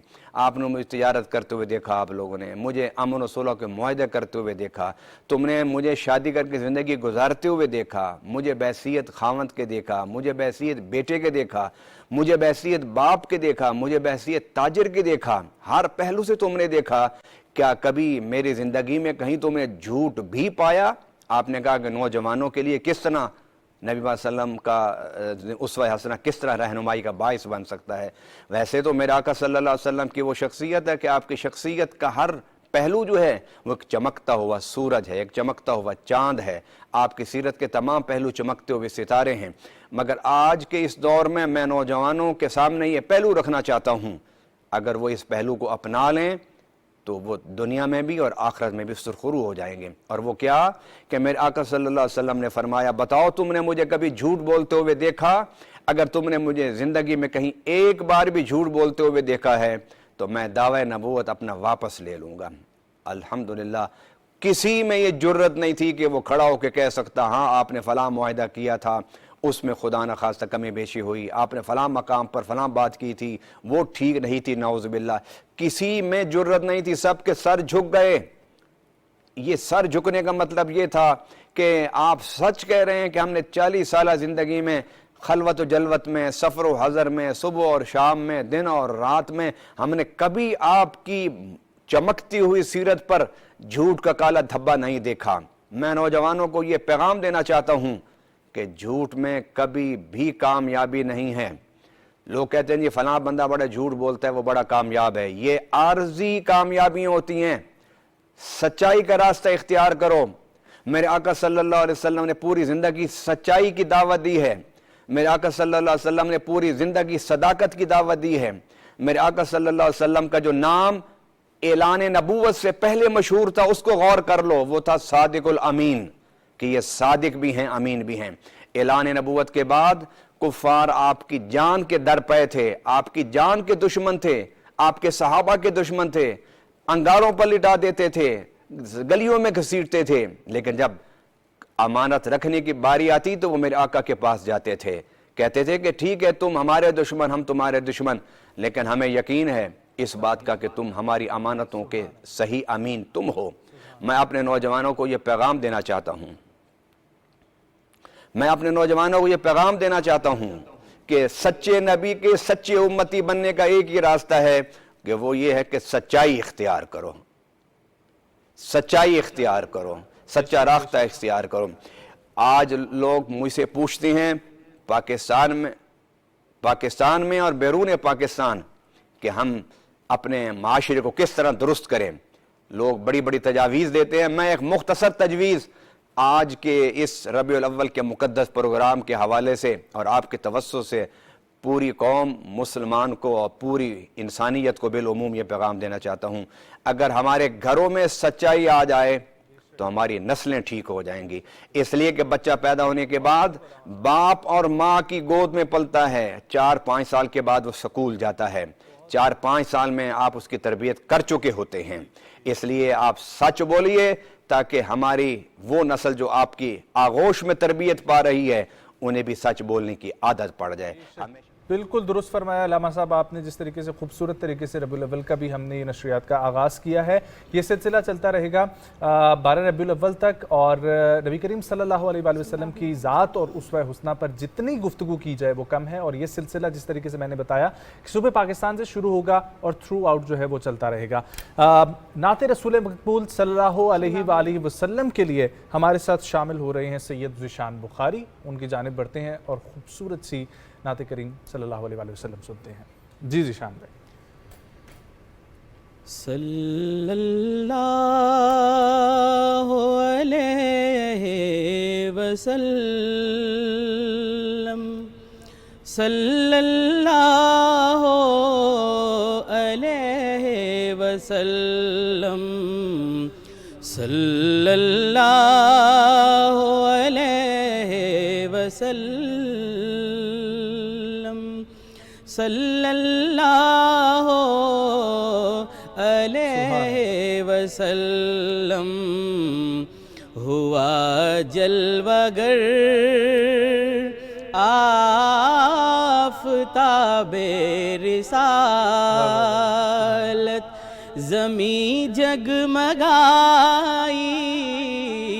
فلک جگمگایا زمیں جگمگائی فلک جگمگایا مٹی دہر سے کفر و باطل کی ظلمت زمیں جگمگائی فلک جگمگایا جو پھوٹی کرن خانہ آمنہ سے زمانہ چمک اٹھا اس کی ضیا سے جو پھوٹی کرن خانہ آمنہ سے زمانہ چمک اٹھا اس کی ضیا سے ہوئی سرور انبیاء کی ولادت زمیں جگمگائی فلک جگمگایا زمیں جگمگائی فلک جگمگایا بہشت بری کے کھلے باب سارے فلک سے ملائک بھی سلامی کو اترے ہوئی سرور انبیاء کی ولادت زمیں جگمگائی فلک جگمگایا اجالا صداقت محبت وفا کا کراتا کراں سارے عالم میں پھیلا کراتا کراں سارے عالم میں پھیلا ہوئی جب نمودار صبح سعادت زمیں جگمگائی فلک جگمگایا زمیں جگمگائی فلک جگمگایا صلی اللہ علیہ وسلم صلی اللہ علیہ وسلم سبحان اللہ ماشاءاللہ صلی اللہ علیہ وسلم صلی اللہ